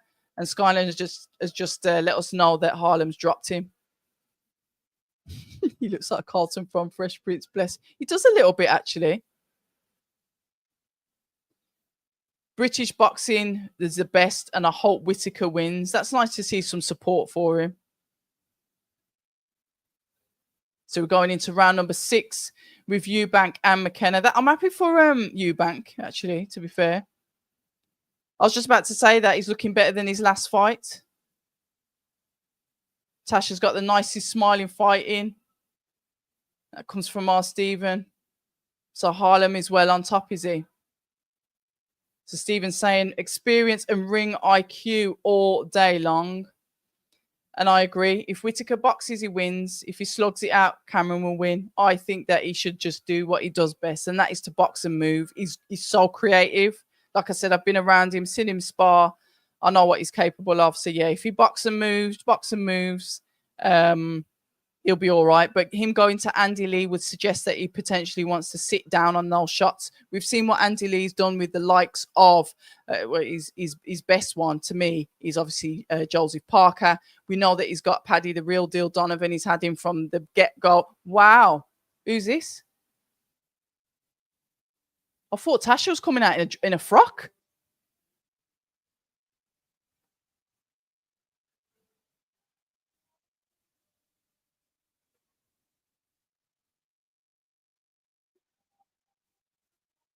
Is she singing in tune or is it my ears are going?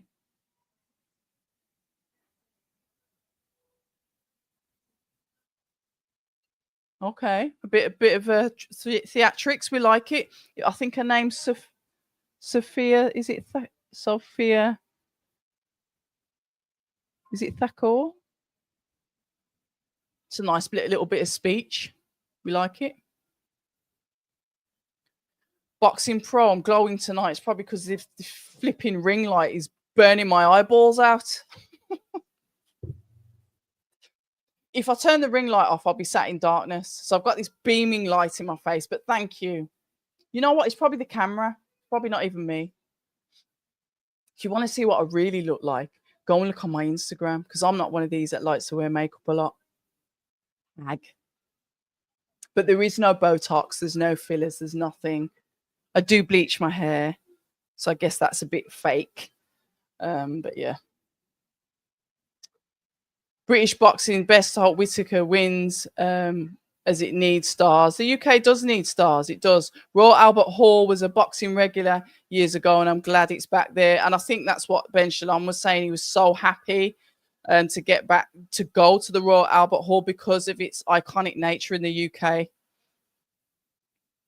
He's all right, you know. I think probably the best person needs to get it out of him, Skyliner. He's actually okay. I've spoke to him a couple of times. Maybe he's a little bit awkward on camera, but now he's cool. Somebody just needs to bring it out. Oh, look at Tash with her British colours. Look at that. The Union Jack. Oh, look, she's got oh God, my memory's gone. She's walking her out again, the first female British boxer to get licensed by the British Boxing Board of Control. And she's at MBE. Hall of Famer. What is wrong with my brain this evening? Harlem lives the life. He does. He's dedicated. I don't know. I don't know who the singer is. Let's go, Tash. Sky Sports. If you're looking to watch this fight, and if you're watching it from abroad, it's on Triller. Oh, look at that with the Union. So we've got the Welsh flag and the Union. Jack from Miss GB. Oh, I love this. So you're saying Harlem isn't world level, British level at best. Okay. Woo. Jane Couch, that's it. Flipping heck. What is wrong with my memory? How dare I forget her name? Trying to get her on the channel. She's hilarious. I know that'll be a class conversation. I've got to reach out to her. By October Red. You don't like Jonas's energy? Why would you say that, Skyliner? That's odd. You think Jonas will get knocked down within the first 3 rounds? I don't know, Matthew. Hold on. Where's my crystal ball? I don't know. But good evening to you, Matthew. Thank you for joining us. Thanks, Paul. Well, I had a brain fart then. So Jane's from Fleetwood, where I've spoke to her a couple of times on like online, and yeah, her personality. So it was poetry. So it wasn't singing then. It's probably my ears then. Always good to see Jane. Andy Lee done wonders with Parker. He let Paddy Donovan down the other night. He was inexperienced and throwing punches like a madman. Needed a trainer to calm him down. And Andy Lee was shouting, finish him. How was he? Was he shouting, finish him? I like Andy Lee. And I do like Paddy Donovan as well. Spoke to him on the Taylor Catterall 1 card in Scotland.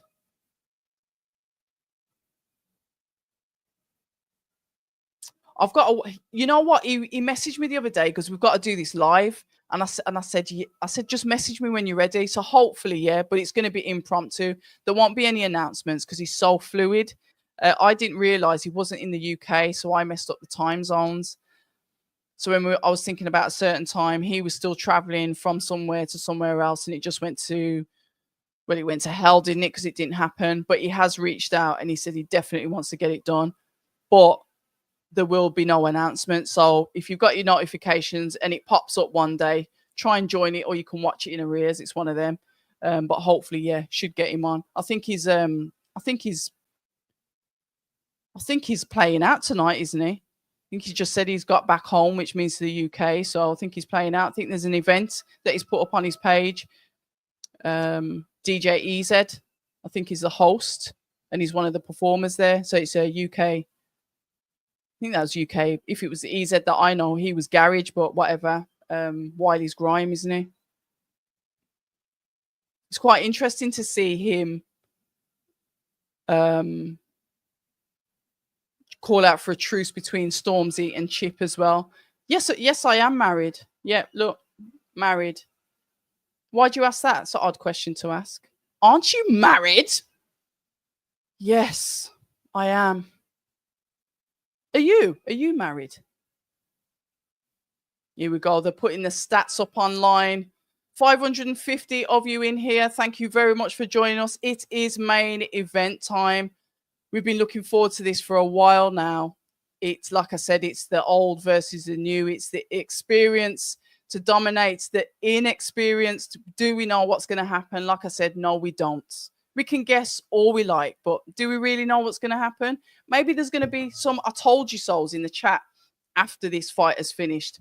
But I wish both ladies all the best.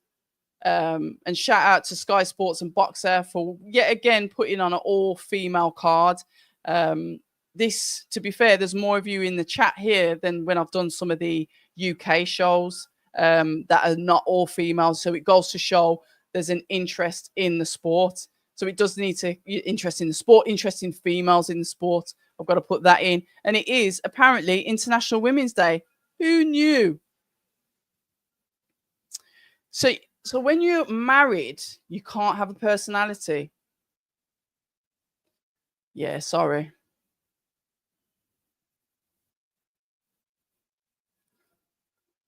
Hi, Paul.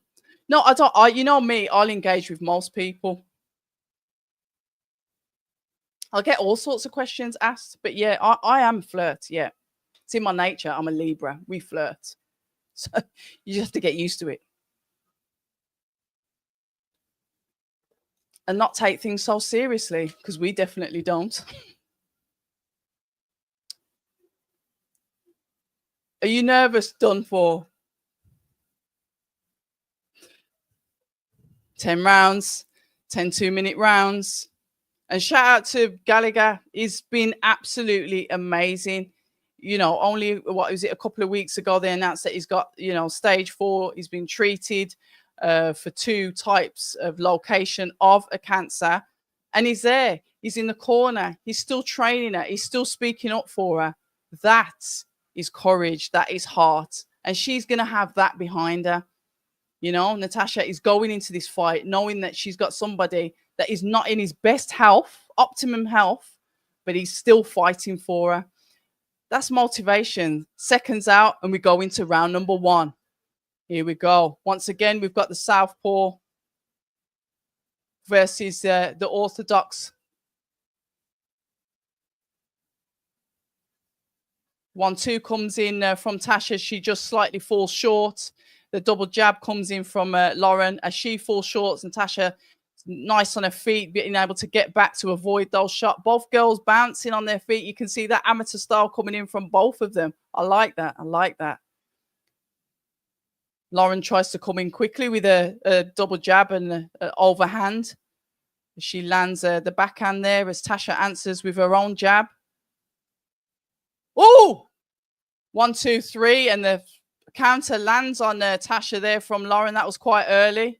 Fucking hell. Excuse my French. That's caught me off guard. Apologies for swearing. Sharp jab coming out from Lauren. Lauren looking like the more aggressive one to start. Triple jab. Pushing Jonas back onto the ropes. Bloody hell, he lost me words then. Very dominant to start off from Price. 1, 2, 3 combination ending on a hook to the body from Tasha Jonas. Let me have a look. Yeah, I agree with the commentary there. Just feeling each other out at the moment. Stiff, sharp jab coming in from Price. 1, 2, 3 coming in. Yeah, Price has got some power on their shots. Jab once again coming in from Price as she hunts her down. Backhand comes in from Jonas.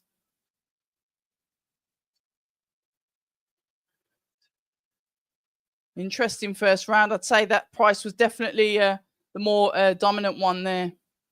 DJ EZ is a serious DJ. Absolutely. Oh, you're too kind, Matty. Tasha for me, like Tasha, such a beautiful spirit. But you're the same age as me. Well, I'm 47. Price for the win. Yeah, she's aggressive. She has started off aggressive. Listen, we're all old in this corner. Yeah, and I'd say the speed. You got to be careful when you're throwing. Keep your hands tight. I can't hear what Rob McCracken's saying.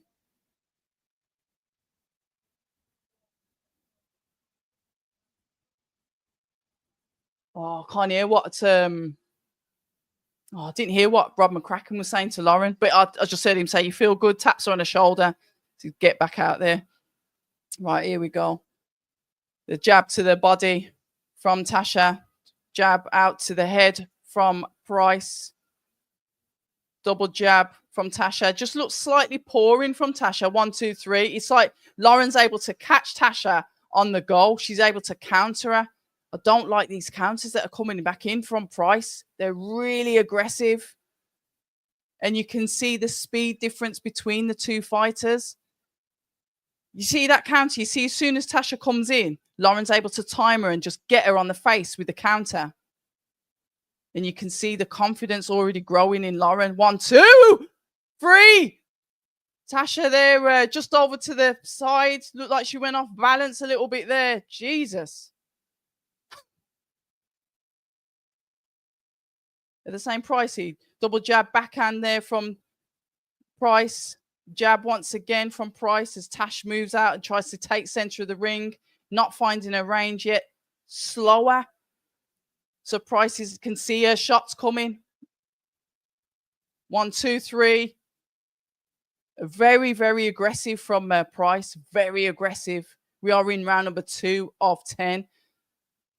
Lauren comes forward 1, 2, but the 2 was like a little looping hook around the guard of Tasha. Tasha just sort of looks like to say, trying to figure out what she's doing.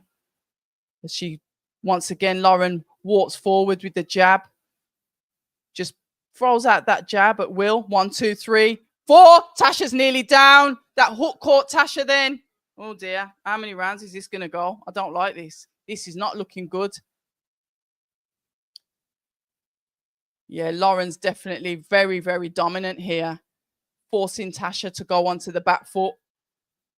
Yeah, it's her combinations and her timing. And every time she catches Tasha, that last catch there.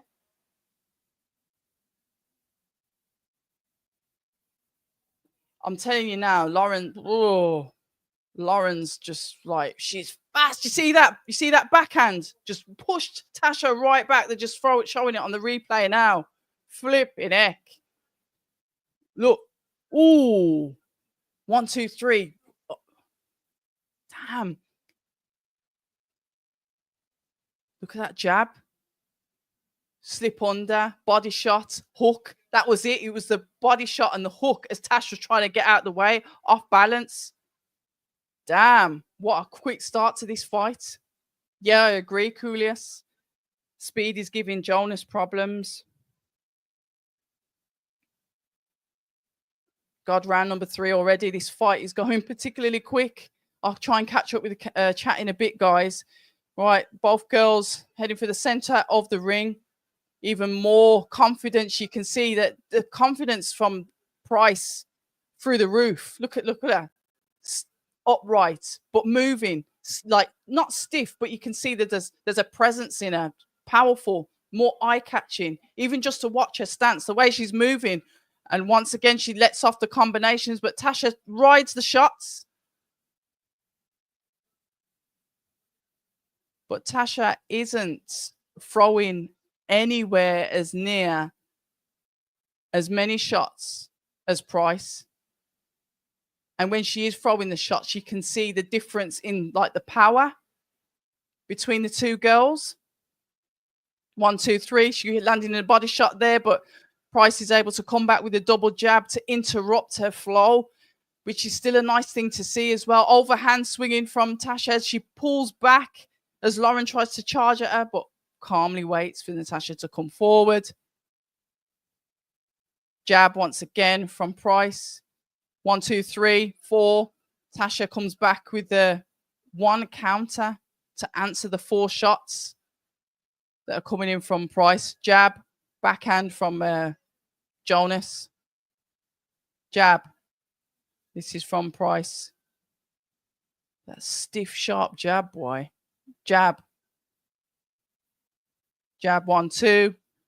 This is Price. She's throwing and she's continuously moving ahead. She's throwing the shots and she's continuously moving ahead. Not in the same place. 1, 2, 3. I think she just tapped the back of her head there, Jonas, but I'd say that was unlucky. I don't think that was intentional. Yeah. Yeah. What can we say, guys? Saying that Price is doing really well. If you're saying rooting for Tasha, but I think Price is just too aggressive and youthful for her. Price is looking busy and hungry for the win. Yeah, I agree.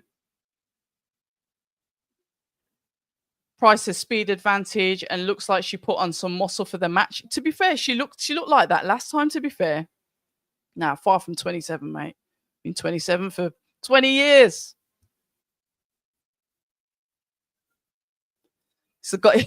It's the golden oldies, yeah, for sure. It's because we like the fighters, done for. When we like the fighters, we get more nervous to watch them fight. So, yeah, Mr. E. Francis, strong. My wife's very strong. He comes back in with the Welsh flags. Jonas is not being aggressive enough. She's not being allowed to be aggressive, is she? Round number 4, guys. The jab coming out from Tash. I think you might have just said to her, you need to speed up. Double jab comes in from Price. Keeping that flow, keeping that head movement. The jab 1, 2 coming in from Price. 1, 2, 3. It's a combination coming in from Price once again as Jonas tries to counter her, but it's just not. There we go. There we go. Body shot and the hook comes in from Jonas. That was the best 2 shots I saw her throw. But once again, Price comes in with her own 1, 2. Beautiful jab. That jab stunned Jonas then. It stops it. Really, she's able to interrupt. This is the thing that I'm looking at Price. She's able to interrupt what's going to come back at her. She really is good at disruption. You look at the pressure. And I remember saying this to Tasha when we last spoke. Almost like the way to get to Tasha is the pressure because of what Olbanov did to her. It was just relentless pressure. However, with Price, it's calculated, it's educated, and it's strong. Beautiful jab from Tash saying that. Then double jab backhand there comes back in from Price.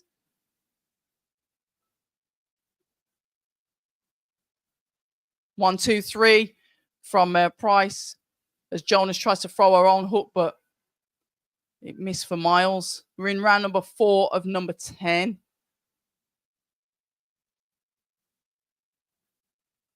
Ooh, 1, 2, 3. Tasha slips under what would have been an overhand. Jab once again. Look at the timing. See what I mean? Look, see how stiff that jab is. Tash tries to counter throw the shots. It doesn't work. Even then, tried to get in a clinch. Price is able to punch herself out of a clinch. Oh, I've got 6-6. Oh, I just had 666 in the chat then. Now it's gone down. Love that number.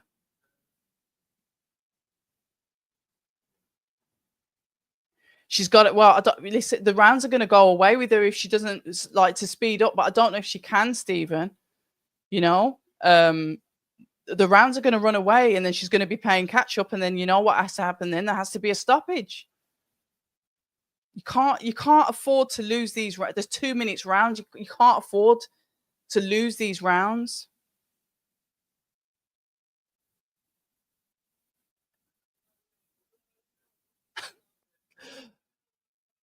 My criticism of Harlem Eubank is go bloody stop him. Has he not stopped him yet? What's going on with that fight? Oh, hold on. We're going into round number 5 now, aren't we? Guys, I'll get back to the chat in a minute. Right, here we go. Round number 5 of 10. This is going quite quick. I know it's 2 minutes, but it's still going quite quick. Right, here we go. Low hands there from Price. Jab, jab, backhand from Price.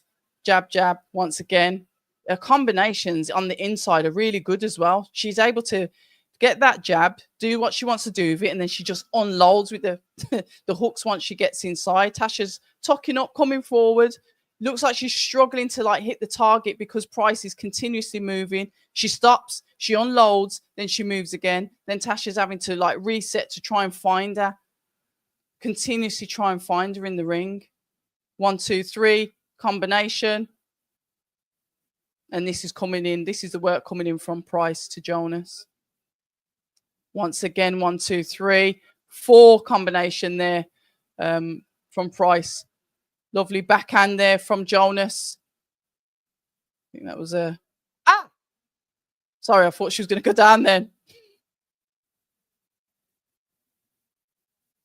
God, we've got less than a minute left in round number 5 of 10. It just seems like this has just started.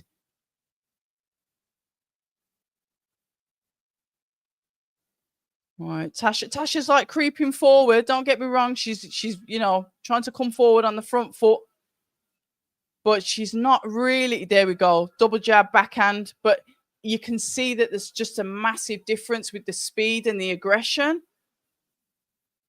As she goes on the back foot, avoiding anything coming in from Price. She goes to throw it overhand, and you can see the power that she's trying to throw it in because she almost goes off balance. As Price comes in with the onslaught, Tasha's able to get out the way from that. But once again, she's throwing that that backhand as the overhand left. But she's overthrowing it, almost ending up on the floor and getting caught on the way back up. Bloody hell.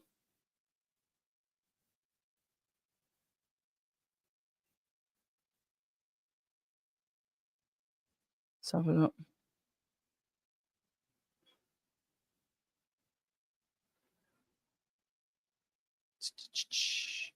Lauren's lighting her up, power and speed. Yeah, Chris, we're seeing who's old and who's quick here. Can't get the fight here in Australia. However, it sounds as though the torch is being passed tonight. You can't get it, so there's no Triller in Australia, Paul. And shout out to Australia, by the way. And the fight won't go the distance.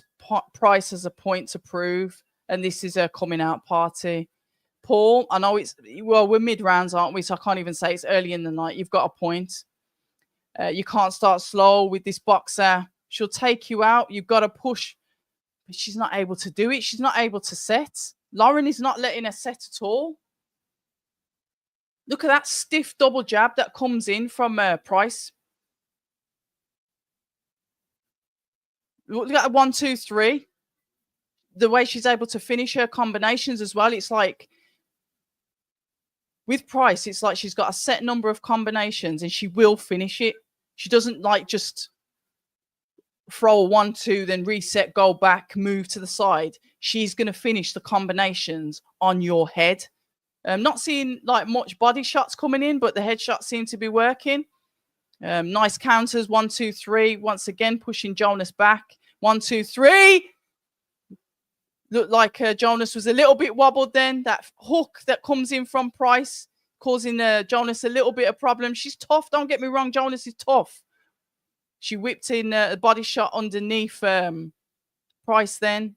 Price doesn't seem phased. We've got a minute left in round number 6 of 10. Double jab, backhand from Lauren as she gets out of range. And the crowd's lively as well. Flipping heck. Once again, that stiff jab coming in from Price.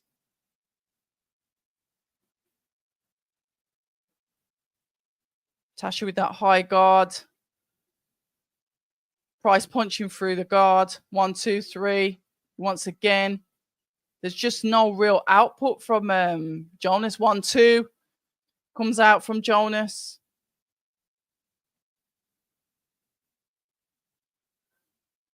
She throws out the jab herself. I've been there and I've seen Jonas spar. I don't know if it's because Price is just really quick, but I know Jonas has got a speed as well. Phew. Emma's saying Jonas is looking like she's going to get stopped. Phew. Come on, Tash. Price could burn herself out. Do you think she will, though?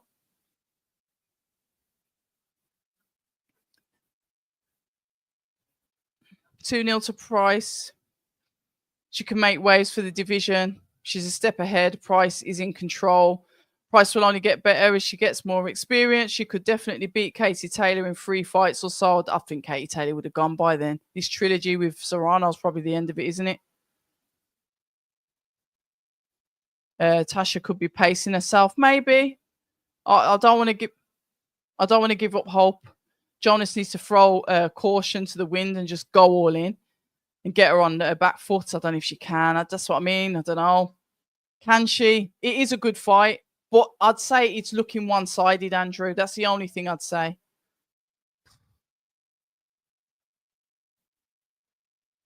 All right, here we go. Round number 7 of 10. The rounds in this are absolutely flying. Like I said, I know it's only 2-minute rounds, but my God, this fight is flying. If you've just joined us, I'm Abs of October Red, and we are doing a live watch-along for Natasha Jonas versus Lauren Price. Lauren Price has been extremely aggressive, high punch output. And Tasha just hasn't seemed to have settled into this fight yet. Could she be starting off really slow? It's really late in the day. Tasha's been off balance a couple of times now as well. But thanks for joining us. Obviously, I'm streaming across YouTube, Twitter or X, and on Instagram, which I think Instagram probably shut off in a bit anyway, so I think it only streams for an hour. Do the good stuff if you can. Like, subscribe, share the video. And join us for the comms. There is no footage. If you're not in the UK, you can watch this on Triller legitimately. Otherwise, in the UK, it's Sky Sports, and I'm watching it via the Now TV app. So, yeah. Yeah, Tasha takes the center of the ring.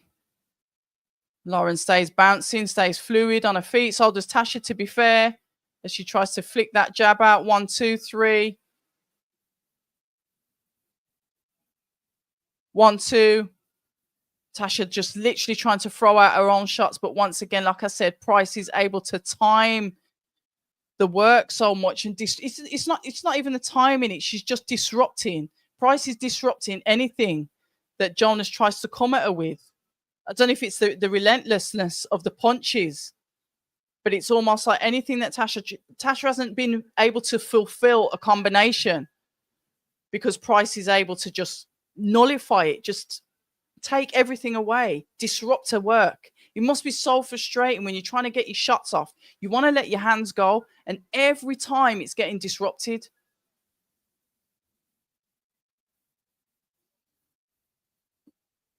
Right, yeah. Gallagher's saying you got to be throwing punches. Stop looking for them and throw punches. And right, she's saying she's beating you to the punch because of her speed. Relax. Relax your shoulders. He's saying that she's tense. Boom, boom, boom. Yeah, this is what I'm saying about the combinations, but it feels like every time Tasha's trying to get them off, Price is disrupting her.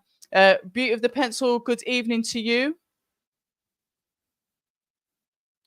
Interesting football background. Tasha's sister Nikita Paris paid for England and Price paid for. Interesting, didn't know that. I can't see Price tiring, Chris. Right, here we go. Flipping it. Round number 8 of 10. So we've got 3 rounds left, ladies and gentlemen. The stiff jab comes out from Price once again. Jonas there trying to get in with feints. Not a bad idea. Try and get inside with some feints. Make it tricky that you're actually going to throw something and then try and get in there. Don't get me wrong, Tasha is quicker on the defense. She can pull out like you can see there, but it's like, yeah, you've got to get in as she tries to dip in. She steps over to her right, but it's like she just can't get any shots in. She's feinting to try and get in, to draw Price in, but Price isn't having it. Price has this low guard. Like I said, a lead hand is practically by her wrist, but she's still able to throw 1, 2, 3 combinations. She goes to throw the last shot, the 4, and Tash gets out of the way. Jonas gets out of the way. We've got less than a minute left of round number 8. Tasha there just trying to walk forward and trying to literally let her shots go, but there's pause, there's waiting. You know?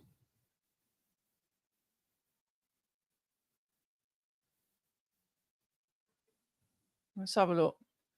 1, 2, 3. The third of the shot ends up on the body, and this is the work once again from Price. Tasha comes forward with the guard, tries to throw the jab and the hook. Jab once again coming out from Jonas. 1, 2 coming back in from Price. 1, 2, 3. Jonas tries to answer with a counter there, just falls short of the face of Price. Bloody hell. Yeah, it's just the speed. Right, Matty's saying that Price will just pick her off. Jonas needs to make a decision to have a goal.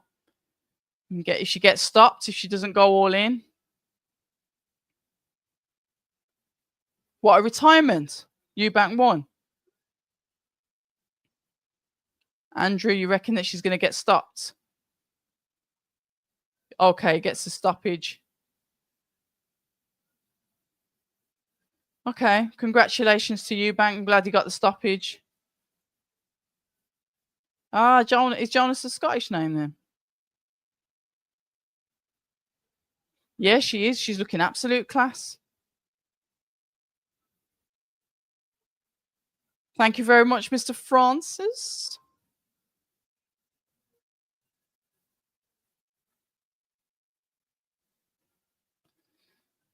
Yeah. Oh, dear. What was that then? Is he saying no knockdown? What happened? Godwin round number 9 of number 10. Sorry, I was just in the chat there. What happened then? Right, here we go. We've got 1 minute, 30 seconds of round number 9 of 10. This is looking very one-sided. I think that, Jonas is trying to get stuck in. Is it a little bit too late? You don't know, because she could get stuck in. She could get a stoppage. I don't know. I don't feel that confident about it, though, because I'd say that Price has been extremely dominant, extremely quick and extremely dominant. But this is boxing. Anything can happen. We've still got, 3 minutes left. Tasha's tough, though. I'll give you that much. She's taking some shots off Price. Right, the jab comes in from Jonas. But like I said, it just doesn't seem to have any poke on it. And Price is just literally just letting her shots off at will. Jab. 1, 2, 3. Once again, that combination. 1, 2. Tasha times it there, throws her own jab.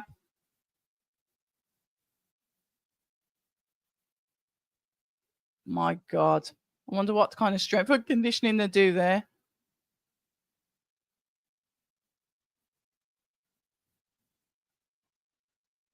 Let's have a look. Jab once again from Price. And these are landing shots as well. They're not like just being thrown for the sake of it. A range, a timing. She's just literally just jabbing her now, moving her head, getting in there. Tasha's trying to throw back her own jab, but can't. Bit of respect there as she almost taps her after the bell, but yeah, there was respect there. Jesus, I'm just looking at the replay.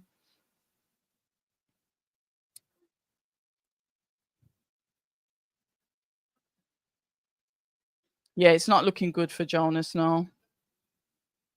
Yep, Price is dominating.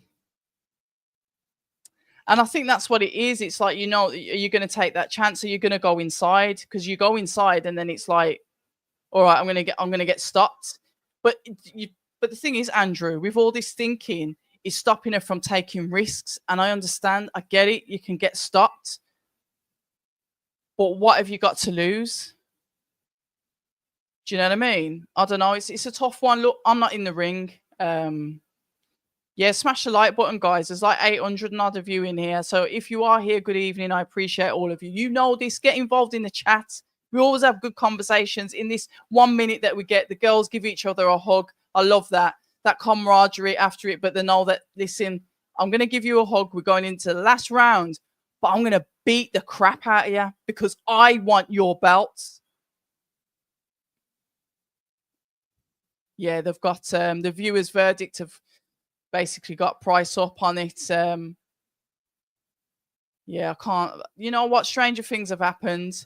Tash is like holding on as Price is trying to get the combinations off. Jonas going in. But I just think the speed and the timing of Price is very dangerous for Jonas. It's like she just can't get anything off. The combinations that she throws, I say that she got a nice overhand in there, overhand left. But 1, 2, 3, and this is Price marching forward with those combinations as well. Yeah, girls in the clinch. We've got 50 seconds left. Round number 10 of 10. Yeah, she's getting roughed up here.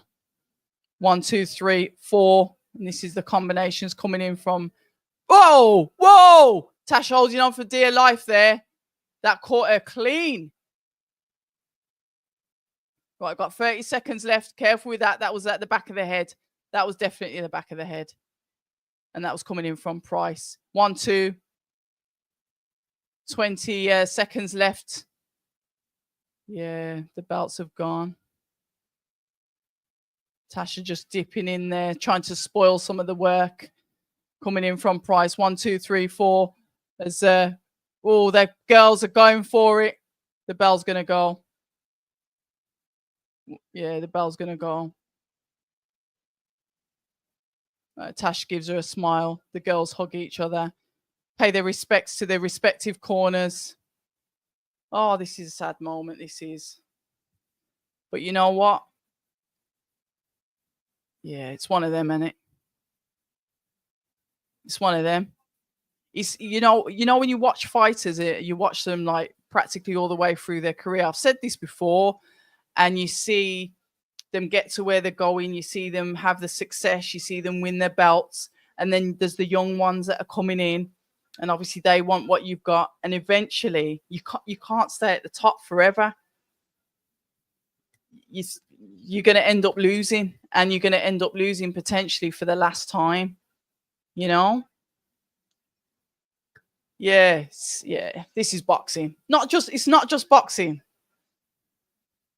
But absolutely brilliant performance from Lauren Price. Absolutely phenomenal. Speed, power, accuracy, being able to disrupt what your opponent's trying to get. It was if you were in there with Lauren, it would have been extremely frustrating because she was disrupting all of Jonas's work, all of it. Right, let's have a look. Snapping the jab, that hurts. She's not losing this fight. She's too much. Yeah, it's one of them, innit? Excellent performance from Eubank, who systematically dismantled the always game McKenna, dropping him 3 times before the referee jumps in. Only negative is he could have stopped him way earlier. Good for Eubank. He needed that.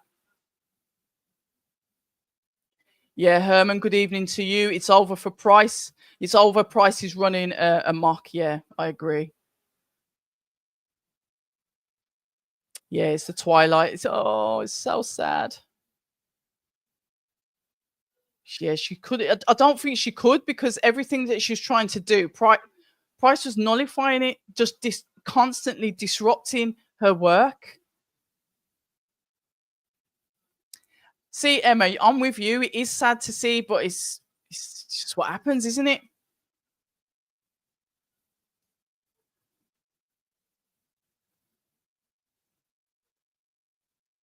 Mark, good evening. Price should really close the show here. And she's at 126, the same as Caris. You think she showed her respect? You think that's what it was? See, Andrew saying he's free sad to watch. Good evening, Tony.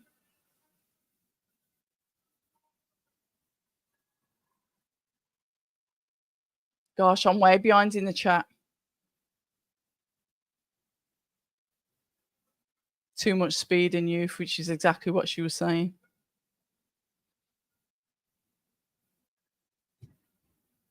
Yeah. Yeah. UD. It's going to be UD. There's no other way for this, is there? Oh, you got to take your belts. You come into the ring with the belts that you've earned. You've earned that. You fight, you fought, and you beat somebody up. Ultimately, you've taken those belts off somebody. Now they get taken off you. Now you have to hand your belt over to, I think I'll throw up. I think I'd actually throw up. But look at that. That's good. You can, see the camaraderie between the both of them. Oh, this is sad, but this is life. And congratulations. When you see that, congratulations to Lauren.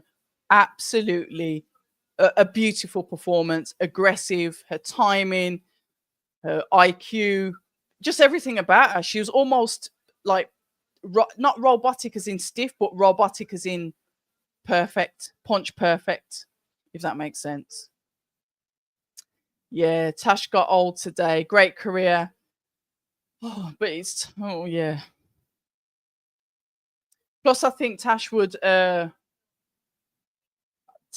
her up in the build up a bit too much. Got Price up for it even more. Got it, Tash didn't win a round. But yeah, it's one of them. Price did awesome. Yep.